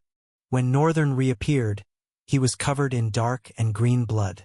His helmet exuded for blue lights. He resembled a horned demon, a nightmare of monsters. With steam billowing from his mouth, he turned around, twirling his double-bladed staff. Fourth subform. The ground and the air trembled as he spoke. But the darkness was slowly dissipating. The majority of the monsters were dead, and the ones that were alive were not far from the claws of death also. At least they could now see, albeit slightly. Edge. Northern's legs moved forward with a series of intricate footwork patterns. He was walking towards the monsters that were left, but all of a sudden, he was not walking anymore. Utilizing Chaos Step and Velocity Dash, he moved with blinding speed. As he maneuvered, he struck with Granger in precise, calculated thrusts and slashes, each movement flowing seamlessly into the next. He broke into several patterns that linked into each other and made him break out attacks from multiple angles, striking the monsters with powerful force, making them fly away like ragdolls every time Granger connected. The speed and precision of the attacks made it absolutely impossible for the monsters to defend or counter. Even an intelligent being would have found it very difficult to defend or counter. Additionally, each strike carried a fragment of the Black Lance effect. Every time Northern struck, the air exploded with enough force to shatter the monster's entire body. Some escaped the explosion and were just thrown away with a shattered limb, a hole in the belly, or a shattered head. But none of them escaped alive. And as the darkness slowly crept away to reveal the usual night, Northern stopped in his tracks and lowered his head. The Night Terror armor hummed with a silent but vicious blue and black aura. Northern's voice resonated with power as he called softly. Second Chaos Art, Tempest Fury. The air around him crackled with energy, dark tendrils of void essence intertwining with streaks of electric blue. Granger hummed in his grip, its twin blades vibrating with anticipation. In an instant, Northern became a maelstrom of destruction.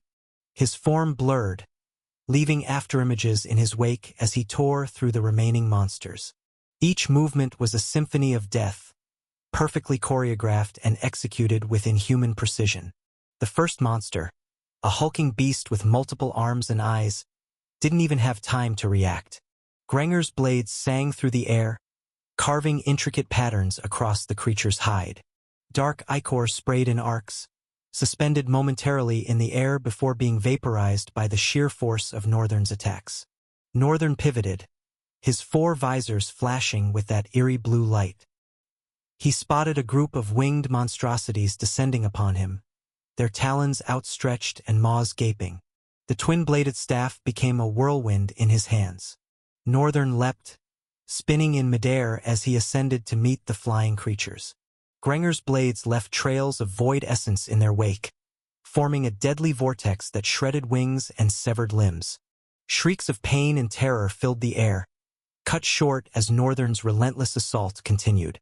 As he landed, another massive serpentine creature, but with a single head, lunged at him, its fangs wide open to sever the bonds between Northern's limbs. But Northern was already moving. He rolled beneath the monster's strike, Granger flashing out to slice through the creature's underbelly. In one fluid motion, he was on his feet again, spinning to face the wounded monster. The serpent's eyes widened in shock and pain, but Northern was already on the move again. He dashed forward, Granger leading the way. The staff's blades bit deep into the creature's flesh, each strike accompanied by bursts of chaotic energy that tore through muscle and bone. With a final, devastating thrust, Northern drove Granger through the serpent's skull. The beast's death throes sent tremors through the ground, but Northern was already moving on to his next target. The remaining monsters, by now, had already registered how destructive this battle was beginning to be for them. They were supposed to be incarnates of destruction, nightmares, created to wreak nothing but havoc. Instead, they were the ones being wreaked by havoc on two legs, a nightmare born out of chaos. They turned and began to run for their lives.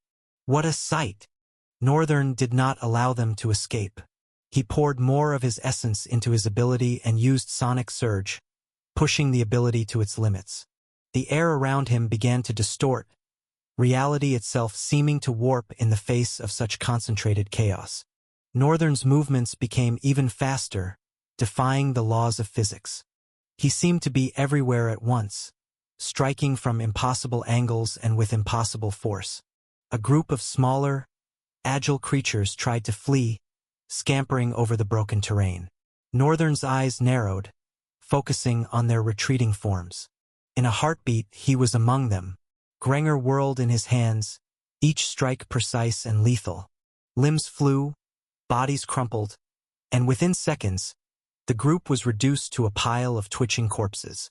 As the last monster fell, Northern paused, his chest heaving with exertion. The battlefield had become a scene of utter carnage. Bodies of various shapes and sizes littered the ground, their blood staining the earth. The air was thick with the stench of death and the lingering traces of void essence. Chapter 393, Rian Johnson.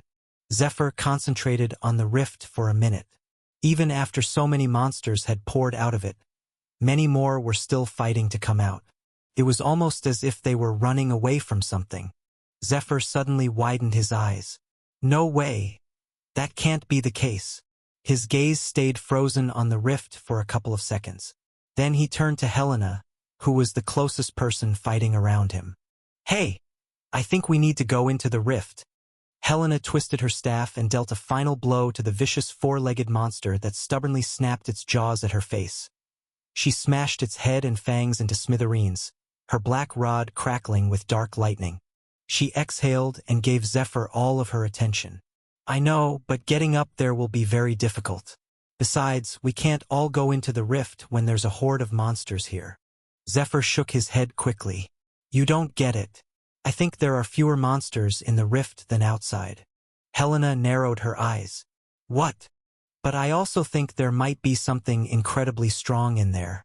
Strong enough for those monsters to be scared and want to leave at all costs. Helena looked up, a drop of sweat running down her temple. She lowered her head and looked at Zephyr. And what gave you that idea? Zephyr pointed to the sky. Can't you see? They're fighting to get out. Surely our flesh can't be so sweet that they would be ripping themselves through the rift gateway just to have it. He looked intensely at Helena. Moreover, the rift was an instantaneous shatter, just like when this disaster started. The records said that immediately after the rift shattered, monsters started pouring out as if they were running away from something. Helena stayed silent while thinking about what he said. She shook her head after a few beats and retorted, You better be right. So who are the ones going up there, and how do we even get there? I don't know about any other people you have in mind. I'm going there with that monster. Helena looked at Night Terror, frowned, and looked at Zephyr. You think I'm a fool? You're just playing things to have you and the monster placed against each other. She stopped abruptly, spun her rod, shifted one leg to the front, and swept her rod from below, cleaving a monster in an upward slash as it appeared in front of her. Black lightning danced around the rod as she spun it and settled downwards again. Zephyr continued, I didn't say it has to be the two of us alone. I think that monster is the strongest. Whatever is in that rift is bound to be 10 times stronger than these monsters. We'll need the strongest to deal with it. Helena was silent. She stared into his determined eyes. She did not entirely buy his statements, but it was true that Night Terror was the strongest. Whoever would venture into the rift would be someone who could end things. She sighed. I'll get the message across to the others. As she said that, she swung her rod and pierced forward, wrapped in black lightning. Zephyr watched her cut her way to a net before swinging his sword and cutting off a monster's head without even looking. He turned his eyes away from them and opened his other hand, materializing another katana. Then he dashed forward with his blazing red scarf. Annette was about to disengage the serpent and head towards Night Terror when she suddenly felt the entire ground tremble. Afar, a cloth of darkness obstructed them from seeing further. The thing about this darkness was that it was foreboding and emanated an outrageous amount of fear, such that she felt like her heart was about to drop. She was not the only one. There was a momentary pause on the battlefield. Even the monsters stumbled back in fear. She suddenly turned in a certain direction and shouted, Ryan, we need to end this now and enter the rift. A pale-skinned boy fighting with ice shards for a dagger, his black hair dancing beneath the moon, suddenly stopped after cleaving the monster in front of him on its torso. He released both shards and turned away. Zephyr, from where he was, wondered what was happening. I'm still trying to figure out a way to get us there. What is she saying? Every other drifter that came with Gilbert and Annette began to withdraw from the monsters, which made Zephyr and his subordinates wonder what exactly was going on. All of a sudden, ice began to sweep across the landscape, consuming any and every monster in its path, freezing them into a cone. In a couple of beats, the entire battlefield had become an ice ground of peace, except for the rumbling of monsters above. Ryan crouched and touched the ground. As he did, ice stairs began to form out of nothing and prolong into the sky. They even grew pillars that stretched down to merge with the frozen ground and finally stopped a few meters away from the rift. Shade's mouth trembled. How do they have someone so powerful? I don't know if to be happy or say we are fucked, the lady beside him said. She turned her attention to him and stated, Have we been fooled? Where is the reinforcement Lewingard Empire is supposed to send us? Shade shook his head. Right now, Lana, I don't know. But with Zephyr going into the rift, you and I have to return home and update Afcon on what's going on. He took one last glance at Helena, glared and said in his mind, You and I shall deal with each other when all of this is over. Annette began to call names. Night Terror, Arlem, Vita, Ryu, and Mew Zephyr. All of us are going into the rift. She looked at Helena and nodded. Zephyr grinned and ran towards the stairs. In a swift motion, he moved like a blizzard across and lunged himself into the rift with explosive force. All the monsters at the entrance of the rift were pushed back inside as he broke into it. Night Terror followed, so did every other name Annette called, while the others stood on the ground and watched. Chapter 394. Mr. Fluffy's Element of Surprise. Northern stood and watched as stairs made of ice stretched into the sky, then saw a red blur rush into it with force. Then he saw others he recognized begin to jump into the rift too. This made him turn his eyes to the rift above him. It was silent for now, but undoubtedly something was still inside. Mr. Fluffy. The beast growled in defiance as his name was called. Mr. Fluffy vigorously shook his head, ears falling down and eyes closed away from Northern. But I haven't even said anything yet? The beast growled once more and turned away from him. It was as if he knew what Northern would say at this point. Okay, since you are being so stubborn, I won't ask you to stay if you find a way to enter the rift yourself. The beast's eyes popped wide open with ecstasy. Yes, I mean that. Northern looked around. There were high buildings, but he didn't think any were high enough to give the beast an edge to leap into the rift. However, as he finished talking, the monster growled and slowly, subtly but surely began to increase in size. Northern's mouth fell agape. What? Mr. Fluffy was twice his original size, enormous and almost colossal. Northern had to crane his neck seriously to get a good grasp of the monster's height. What the hell, Mr. Fluffy? If you can grow so big, why have you not been helping all this while? The beast grinned and galloped away, the ground shaking with every stomp of his feet. He leaped off the ground and landed on the roof of a particular building, thrashing what was left of the decrepit roof. But he managed to get a good standing for a powerful leap that propelled him far into the sky but left the entire building crashing in its wake. And just like that, Northern watched Mr. Fluffy fly into the rift. He stood there, momentarily stunned by Mr. Fluffy's unexpected transformation and departure. The ground still trembled from the beast's powerful leap, and dust billowed up from the collapsed building. Shaking his head in a mixture of amusement and exasperation, Northern turned his attention back to the rift looming above him. The tear in reality pulsed with an otherworldly energy, its edges flickering and writhing like living things. Northern could feel the pull of it, a subtle but insistent tugging at the very fabric of his being. Perhaps this was a particular feeling tied to the role of chaos in his soul. He took a deep breath, centering himself and focusing his mind on how to enter the rift. While using Shunpa seemed like the easiest answer, it would fail. The farthest Shunpa could take him was in front of the rift, and he would start falling right back. That's a lame idea. How am I even thinking about it? Gripping Grenger tightly, Northern began to channel his essence into the twin-bladed staff. The weapon hummed in response, its blades vibrating with barely contained power. Purple light began to dance along the edges, intertwining with tendrils of void essence that seemed to leach the very color from the air around them. Northern's eyes flared with the usual eerie blue light as he assessed his surroundings. The collapsed building Mr. Fluffy had used as a launching pad was out of the question. He needed a different approach. With a thought, Northern activated Velocity Dash. The world around him seemed to slow as his perception and reflexes heightened to superhuman levels. He darted forward, his feet barely touching the ground as he zigzagged between debris and fallen monsters. Spotting a partially intact structure nearby, Northern changed course.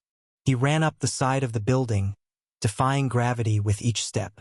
As he neared the top, he could feel the pull of the rift growing stronger. Without hesitation, Northern launched himself off the edge of the roof. For a moment, he was suspended in midair, the ground dizzyingly far below. Then, with a burst of black flames from his feet, he propelled himself higher. As he soared towards the rift, Northern brought Grenger to bear. The staff's blades cut through the air, leaving trails of chaotic energy in their wake. He could feel the resistance as he neared the rift, as if it was refusing him and he felt like he was pushing through an invisible barrier. With a final surge of power, Northern breached the rift. The world around him twisted and warped, colors bleeding into one another in impossible ways. For a heartbeat, he felt as if he was being pulled in every direction at once. A dark, oppressive realm stretched out before his eyes, where the sky should have been. Instead, a sickly yellowish hue intertwined with the darkness, casting an eerie pallor over the land. It was as if the heavens themselves had been torn asunder, replaced by the remnants of a catastrophic destruction, now forming a twisted semblance of a sky. Below, the land lay barren and lifeless. Every surface seemed to be corroded, plagued by an insidious disease that had drained all vitality. The ground, cracked and desolate, bore the scattered remains of dried bones, stark reminders of the life that once existed, forming mountains and valleys. The air itself felt thick and oppressive, carrying the scent of death and desolation, as if the land was in perpetual mourning for what it had lost. Northern glanced around, trying to find Mr. Fluffy, but saw no glimpse of him. The next moment, however, he felt a massive tremor soar through the ground, accompanied heartbeats later by a deafening crash. Northern swiftly made a turn and shot towards the direction of the crash. His form blurred as he scaled up a particular mountain. He sprinted up the steep incline. As he climbed higher, a sense of unease began to creep over him. The air grew colder, and an ominous presence seemed to hang over the landscape.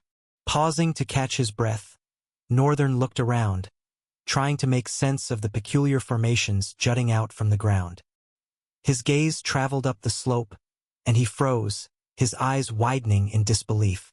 The ridges he had been navigating were not mere rock formations but the contours of a colossal, horned head. The realization hit him like a physical blow.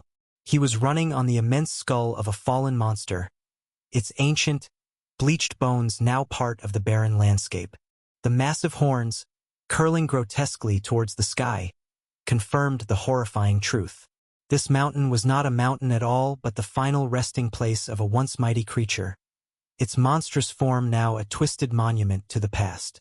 What Northern now feared, however, was, what in the world was powerful enough to kill such a monster? Chapter 395. A Ray of Hope. After reaching the peak of the colossal carcass, Northern could now get a better view of the landscape. A couple of miles away, a white beast was struggling to free itself from the grip of a massive serpent that was coiled around it. Mr. Fluffy! The white beast thrashed about in a frenzy. Mr. Fluffy found it very difficult to release himself from the serpent's curling grip, which was surprising given its immense size. This, however, hinted at only one thing: the serpent was strong. Northern had faced one like it before and had to enlist Mr. Fluffy's help in defeating it. Using Chaos Eyes, he could tell that this one was even stronger. He breathed steadily and spun Grenger. Then he leaped into the air. Upon reaching midair, he released a blast of black flames from his entire body, propelling himself further. He loomed above both creatures and gripped the twin-bladed staff tightly as he descended. He twisted and dove down with a curved edge of the blade, gliding down. Midway, he applied Velocity Dash with an outburst of black flame to instantly increase his speed and power. Grenger plunged into the serpent as Northern landed, creating a web of cracks in the ground. Mr. Fluffy felt the serpent's strength diminish almost instantly as Northern landed and quickly scrambled away, snarling viciously at the lifeless creature. "It's dead," Northern said and wrenched Grenger from its head, spraying blood all over the ground. He turned to Mr. Fluffy and warned, "I told you, I won't be responsible for you. From here on out, you're on your own." The beast's wolfish ears lowered, and so did his gaze. He released a low growl and reduced his size. Northern sighed and looked away, inspecting the rest of the terrain.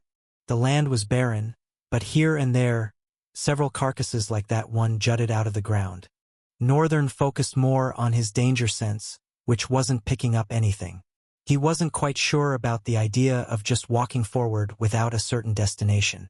So he just waited a few minutes where he was, switching his view to the other side of reality.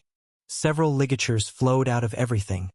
The expanse lost its color in his eyes, and everything became black and white, except the sky. "This has never happened before." Northern switched back to reality view, and everything regained its color. He raised his head to the sky and grimaced.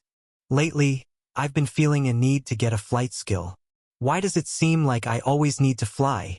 Then an idea formed in his mind.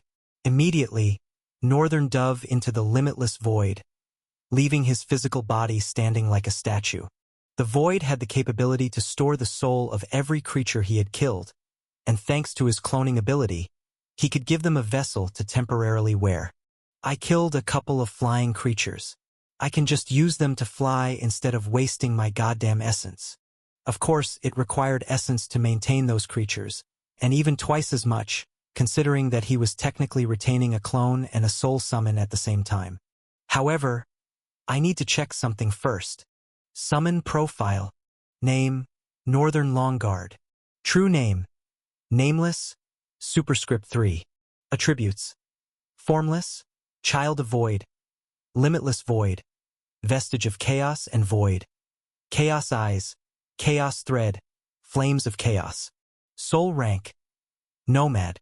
Void summons, 6/100. Talent fragments, 2346/3000. Copied talents, 1/3. Own talents, 3. Attribute abilities, active/passive. August 11th.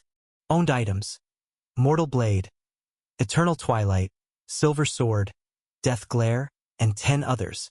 I suspected as much. Northern had feared that his fragments would have piled up a lot while killing those creatures. He didn't want to get a sudden notification of soul evolution like last time, considering he had not used up his copied talent slots. So he planned to spend at least a couple on evolving his talent instead. The clone talent particularly. Evolve cloning talent. Are you sure you want to use 600 talent fragments to evolve talent advanced cloning? Yes. There are 2 evolution pathways. The path of many. Advanced cloning prioritizes many over one. Upon further evolution, the number of clones will keep increasing, but their sheer power will keep reducing. The path of one. Advanced cloning prioritizes one over many.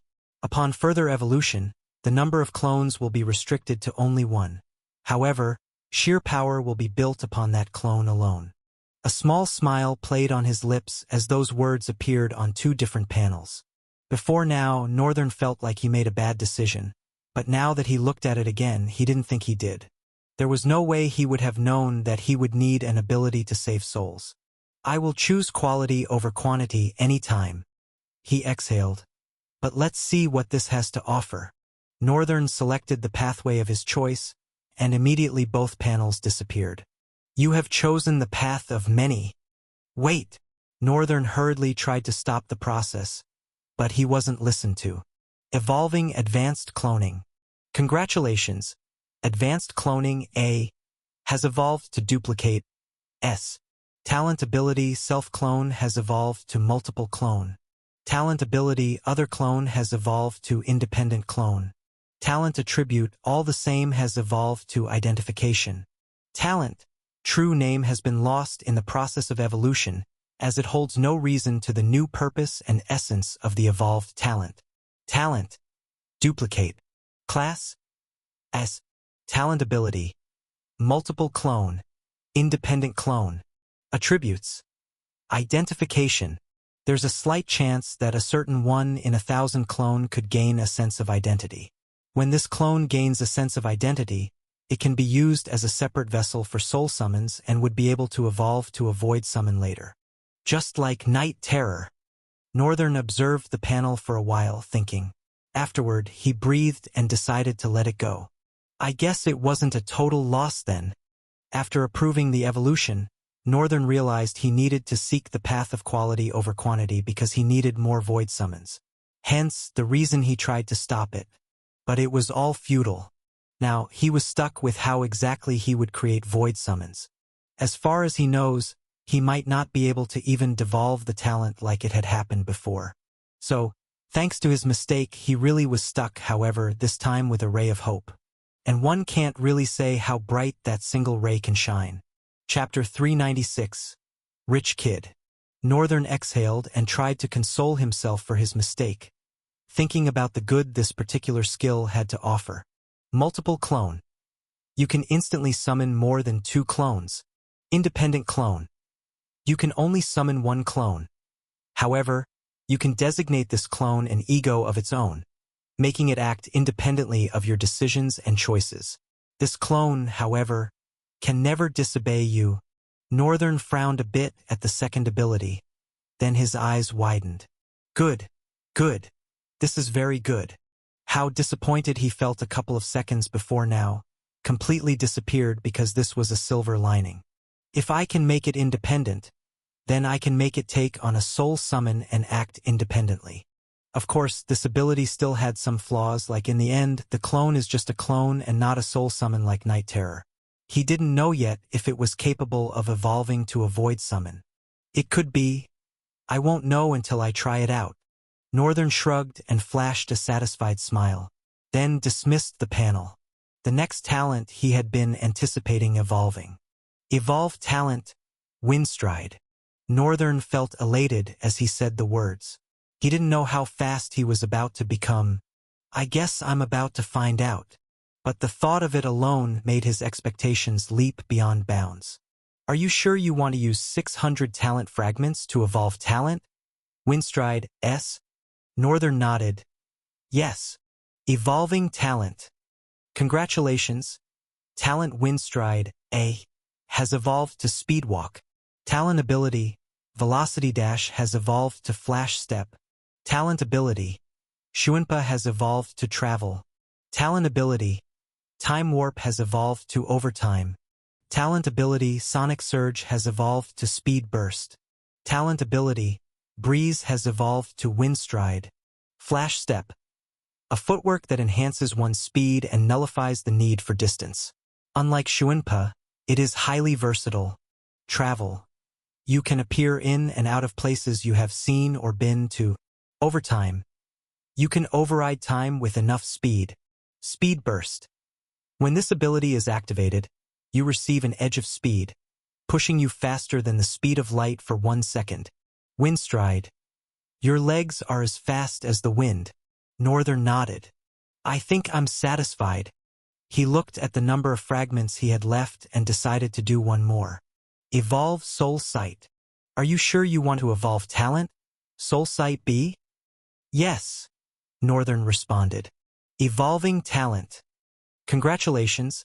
Talent, Soul Sight B, has evolved to Eyes of Intent A. Talent ability, Soul C has evolved to Spectra Vision. Your danger sense and perception senses have gotten better. Due to the improvement of your perception senses, you have reached a certain level of spatial awareness.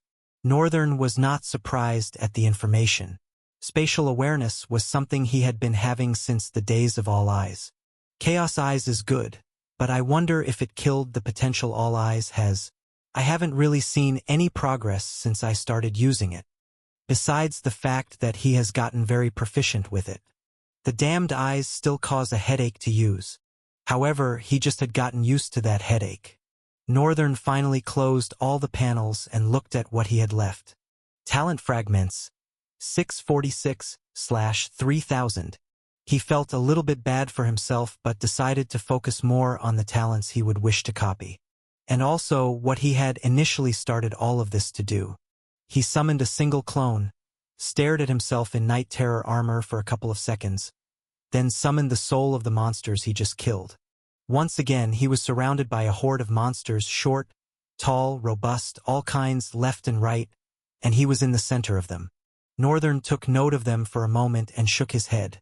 I have killed a lot.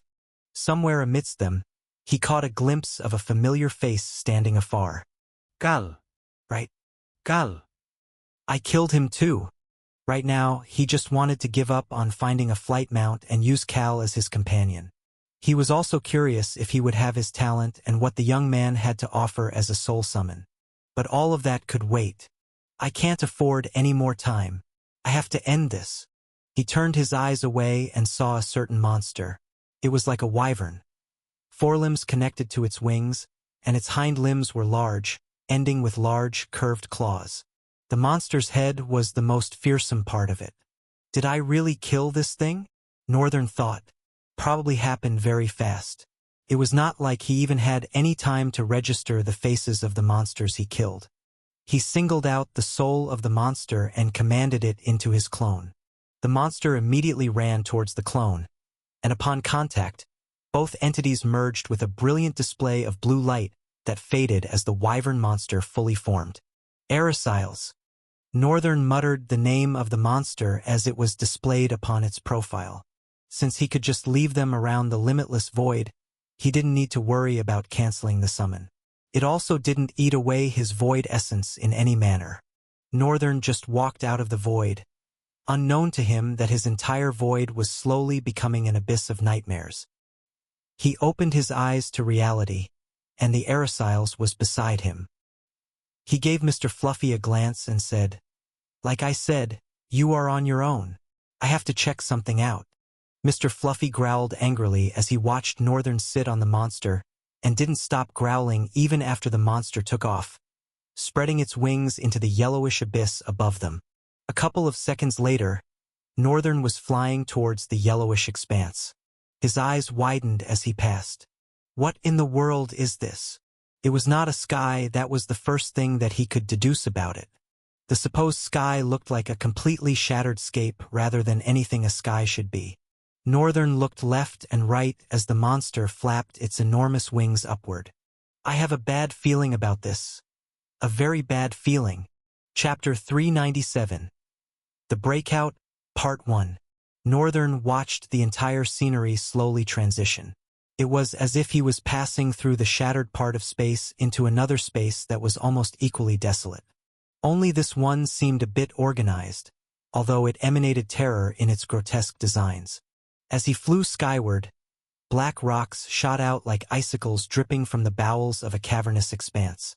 They merged to form a coagulation of some sort, spreading far and wide across the sky. Northern didn't even think there was a way further, upwards. So he turned and continued to fly straight, hoping to see how far the rock expanse went. He continued to fly for a while until the entire light surrounding him started to dim. He was slowly leaving the areas illuminated by the yellowish hue of that hollow sky and going towards somewhere else. Somewhere he had no idea of. I thought I had seen the best of rifts with the last one I was in. But this is on a different level yet again, Northern thought aloud. He shook his head in dismay and felt his whole body shiver from the creeping fear of the unknown. Far in front, he began to make out something in the darkness. Massive pitch-black shackles stretched across the expanse, from the sky downward into the rocks above. The area that the shackles went into was the only place Northern had seen so far that was not filled with sharp-edged rocks. The aerosols landed on the chain and began to run forward on a side of the shackles. Despite the weight of the monster's movement, the chain did not tremble or shake. It was still and steady until it reached the point where the rock it fused into. Northern jumped down from the monster and touched the rock. It felt a bit scaly to his palm. He almost felt like it wasn't really a rock, but just looked like one from afar. Now that I look at it, it does look like a wall of ground granite, he thought. He closed his eyes for a moment and opened them, his pupils dividing into two. Immediately, another scene played out before Northern's vision. Unlike before, it was not in black and white. The wall of granite appeared to be a wall of fog instead. And inside that wall of fog, Northern could observe millions of ligatures intertwining with each other. Each ligature has an interaction with the others. This has to be the most complicated one I have seen, he muttered. But the most important thing was that Northern had discovered there was something else beyond this wall. Whoever created this wall did one hell of a job. Now, what are they trying to hide? Northern didn't think it would be anything interesting, considering the colossal chain. But there was only one way forward to closing a rift, and he was currently following that way. Keenly, he began to inspect every aspect of the wall, but not with his naked eyes. A complicated and intertwining ligature like this one is bound to leave a loophole. Northern stopped his hand along a surface of the wall and smiled. There it is. He folded his fist, the gauntlet of his armor shining, as he pulled back for a powerful punch. His fist drove forward, blurring as it blasted into the surface. The entire granite wall trembled. Northern dislodged his hand and peeked into the hole he had managed to create. Oh, it's quite different from what I imagined. What's with the whiteness? Northern withdrew his eyes from the hole and closed them. Teleport. He disappeared and reappeared beyond the wall.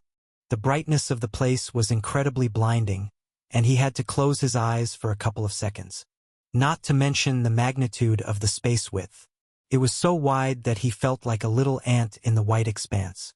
Several corners glowed with a golden hue.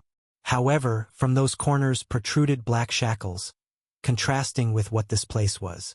For chains, each stretching from opposite corners to meet at the center of the room. And in the center, they each held the four edges of a cubic prism. Northern's eyes widened as he looked at the prism. There's someone inside. Subconsciously using speed burst, he shot across the white space, his feet barely touching the ground, and stopped in front of the prism. The figure inside the prism was on his knees, bent over with his back, both arms stretched backward and bound by a golden wrist strap. His hair was white, and his ivory skin was as smooth as a porcelain jar. Around the prism, several rune words flowed like projections. As Northern attempted to back away, he suddenly felt something inside him resonating. It was a subtle vibration, but it felt like something was trying to break out. His danger sense screamed out loud. The hairs on his skin rose, and Northern knew at that point that running away was not an option. As he jumped away, however, a red light streaked out of his body and flowed into the figure in the prism. Northern felt two things happen at once. First was the loss of a soul summon. Second was that the white room trembled, and one of the shackles began to tremble tremendously and eventually shattered at the point that was connected to the prism.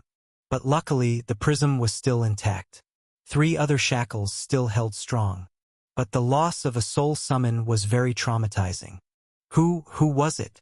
Northern questioned within himself, earnestly searching. Subtly, he was able to find something amiss. Pangu had reverted to his usual form. Call! Northern mumbled. The strongest of his soul summons was gone. Northern frowned. A voice at that moment resounded in the white expanse. You know, I set this entire stage for you. I'm glad you didn't disappoint me. A small boy with a smug grin smearing his face walked towards Northern from the other side of the prism. Chapter 398. The Breakout, Part 2. The boy was very young. If Northern summed up his age, he shouldn't be more than 10 years old. His black hair was almost falling below his eyes and looked wet. There was a wicked, unchildish look in his eyes. They were burning with a vicious light. Northern knew without a doubt that something was not adding up. Either he had been tricked or he had fallen into a trap. But something continued to bother him. The guy looks awfully familiar. He couldn't make out where he had seen the boy exactly, but he knew he had met him somewhere. He was not about to waste his whole time figuring out where, though. The boy was now standing on the other side of the prism, looking at the captive in it with a smile on his small lips. He then raised his head to Northern, who still had a terrified expression on his face. The boy placed both hands behind his back and walked around the prism to meet Northern, saying as he came, "You know, all of you really made it easy for me to get to this point." He chuckled delightfully. For once, his grim face carried a hint of life before becoming grim again. At first, I was worried if I could really pull something of this magnitude. He looked up and let out an exasperated sigh. But I did it in the end, and it's all thanks to your help. What's that weird name again? Northern, is it? Northern, right? Northern grimaced. He hesitated for a bit, then said, "Who are you? Isn't it unfair how I don't know you at all? And you even know my beautiful name." The boy shrugged. "The fact that you don't know me proves your own carelessness alone. Perhaps I overestimated you to begin with." Northern glared at the boy, silent for a couple of seconds. Then he growled, "How about you stop speaking in parables and tell me who the hell you are?" The boy shrank back, hugging himself, his lips downturned. "Scary, scary, so scary." He stood upright the next second and laughed before transitioning into a more serious demeanor. "What a shameful one you are, shouting at a 10-year-old like that." The boy glanced back at the figure in the prism. "But I must thank you for bringing my soul back to me. When I was making my plan, I never thought there would be any chance that I would regain a portion of my soul. Since it disconnected a while ago, I hadn't felt it until the moment you entered this rift." Northern's eyes widened as the boy's words began to process in his brain. Then he began to remember the words Call had said to him during their clash. He did mention something about being chained. Northern spent a few more seconds thinking, remembering Call's exact explanation at that time. The kingdom that Night Terror ruled wished for a greater quiddity of power. The people were used as sacrifices. Blood was shed, and that created a loophole for the Castle Lord Call to break 2 parts of his shackles. If Call the Castle Lord was 1 part, then does that mean? Northern's mouth fell open as the dots connected in his head. The kid in front of him grinned and raised his chin a little bit. "Isn't it too early for you to be surprised? I mean, I still have plenty of surprises for you. Don't open your mouth yet." "That can't be," Northern refuted and stuttered.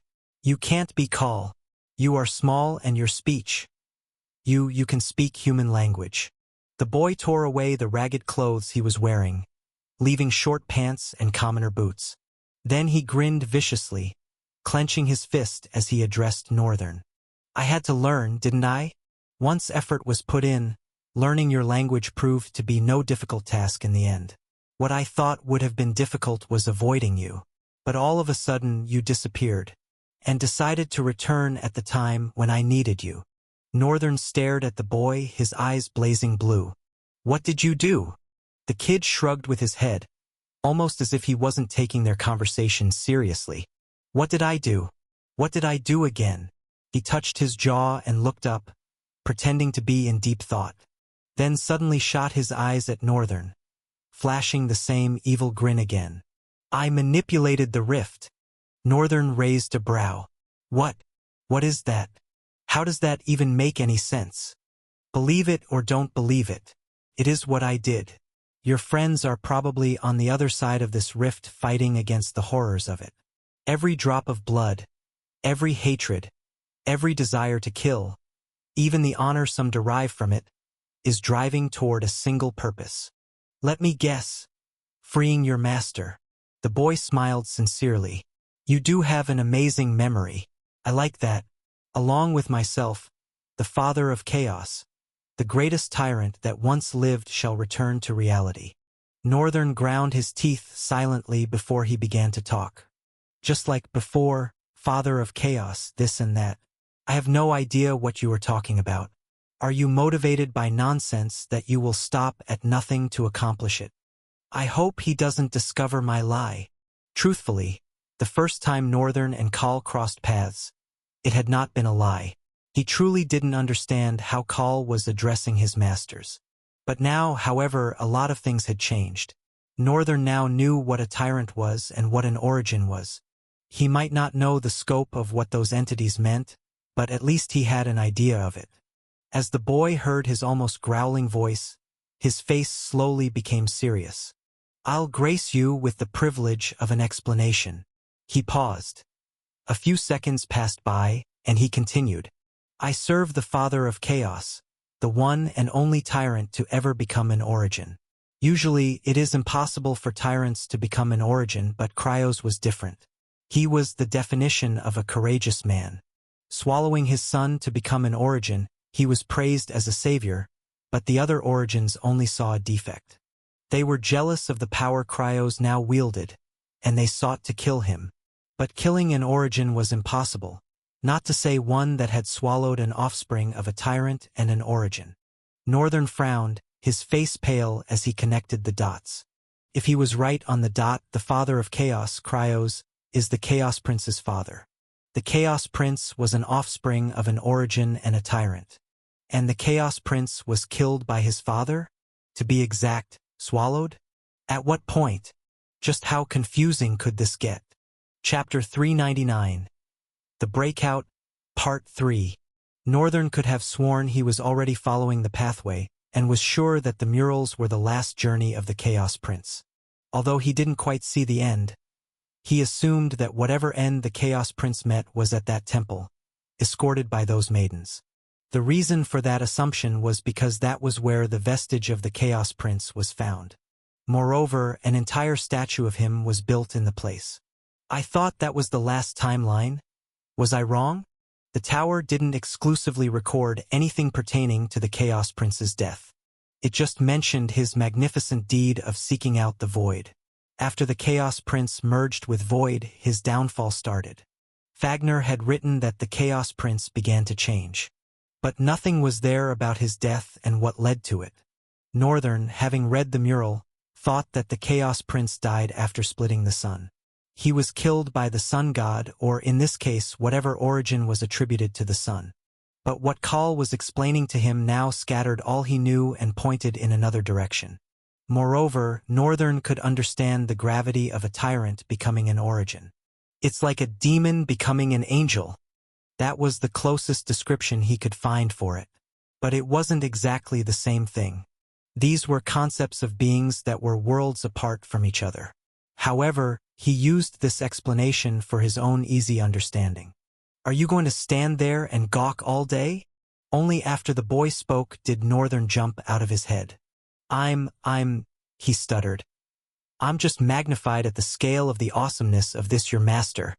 Call frowned, ignoring Northern's sweet compliment, as if he knew exactly what Northern was trying to do. He continued without batting an eye. Since it was impossible to kill Cryos, he was sealed. Sealed between a certain line of reality, that certain, dismissible point where bloodshed transitions into madness. He clenched his fist, his tone dripping with anger. Those clever bastards. They thought it would be impossible to unseal him as far as he was sealed within his own jurisdiction. Northern was silent at first, then couldn't hold the words anymore. How exactly do you plan to free someone that is sealed within the line between bloodshed and madness? If I didn't have chaos eyes, I would probably question the possibility of such an act. Northern had seen too much to doubt the words that this kid call was saying. How else? I tried and tried, endlessly weaving wars at a particular place. In order to find the particular line that he was sealed in, I had to use only a couple of places, watch the war grow and continue in that place. Eventually, the people began to go into madness, slowly drifting. I was almost there. Until that bastard Sura, dog of the origins, found me. I was captured and imprisoned here, however. Some humans suddenly tampered with the rift, for rifts at a time, giving me enough cover to slip through these chains.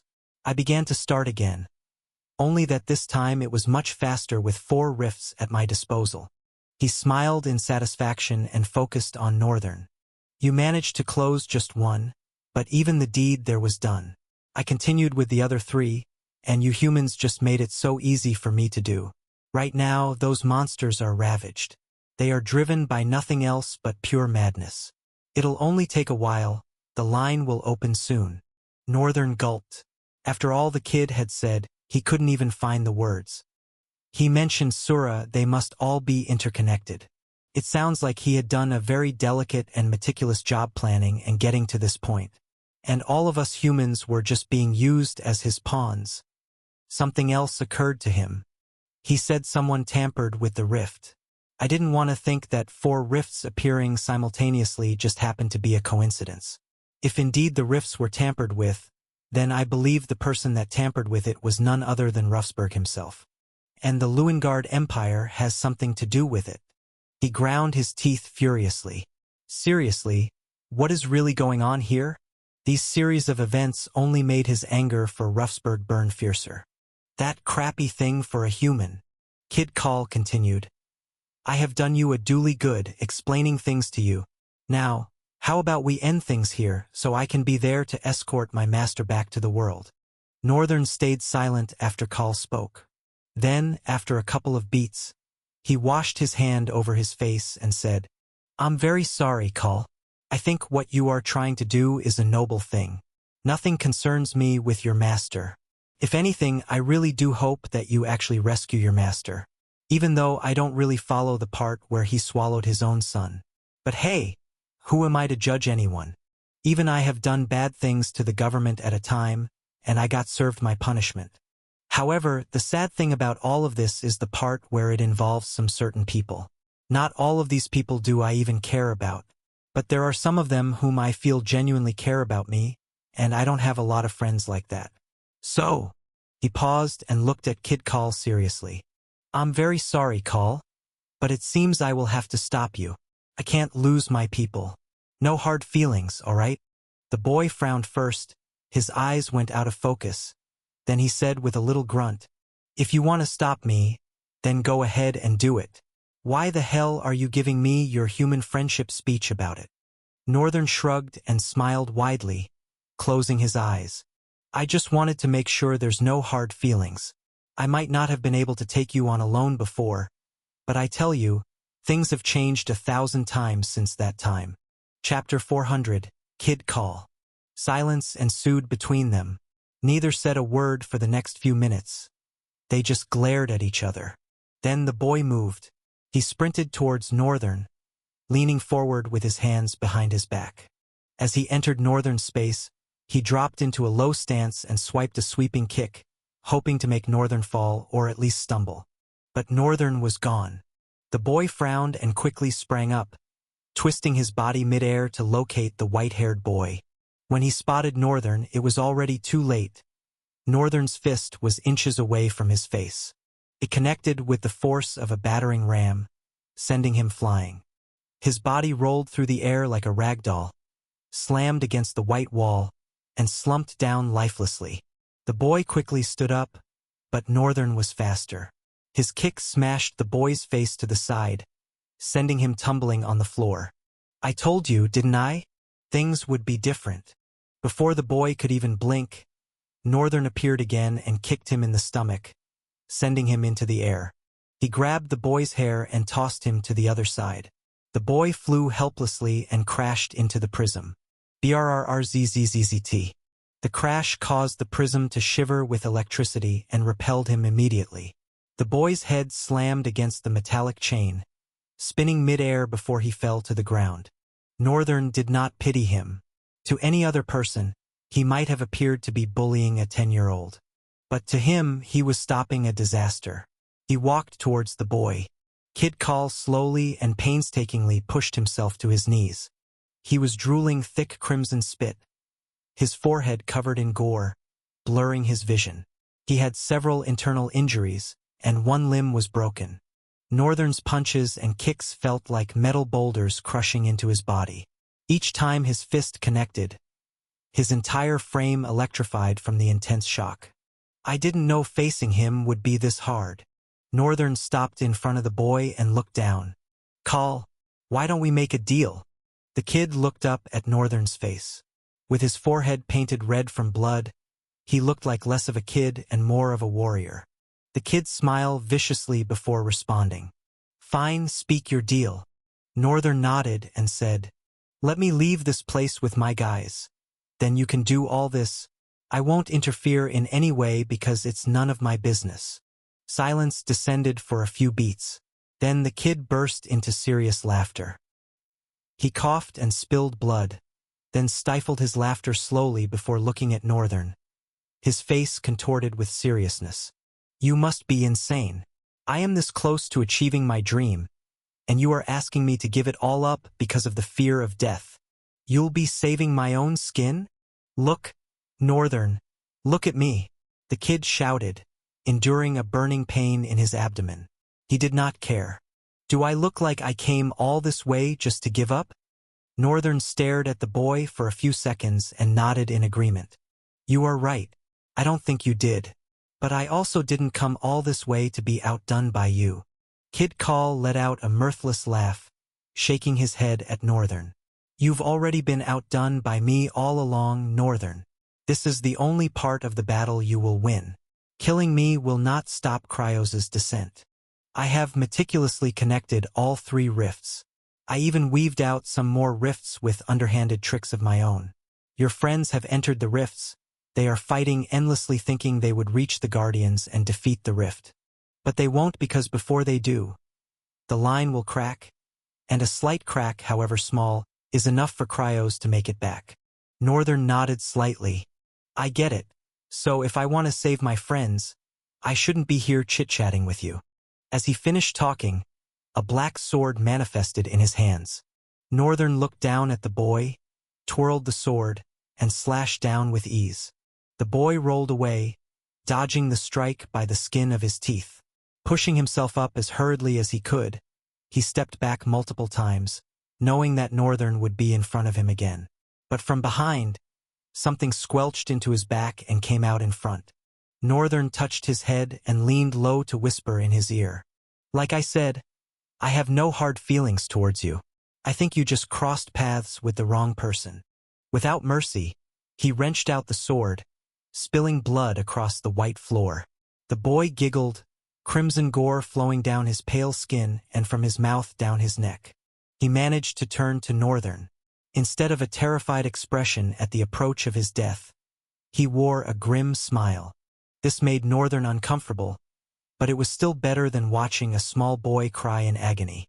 That the boy kept his composure to the very end made him less regretful. But as for killing the boy, he felt no sympathy and did what he needed to do. It's really nice that you are cocky till the very end, Northern said out loud, watching as the kid crumbled to his knees. Kid Call tried to talk, but it was difficult. His breathing was ragged and strained, slowly nearing its end. Garnering all the strength left in him, he looked up at Northern and flashed another big smile. "What do you think will happen to me if I die?" In that moment, Northern's eyes widened, and he heard Kid Call's last words before he slumped to the ground. "You've been tricked again." Now, Northern was the one with the terrified expression. His face grew pale as he looked around.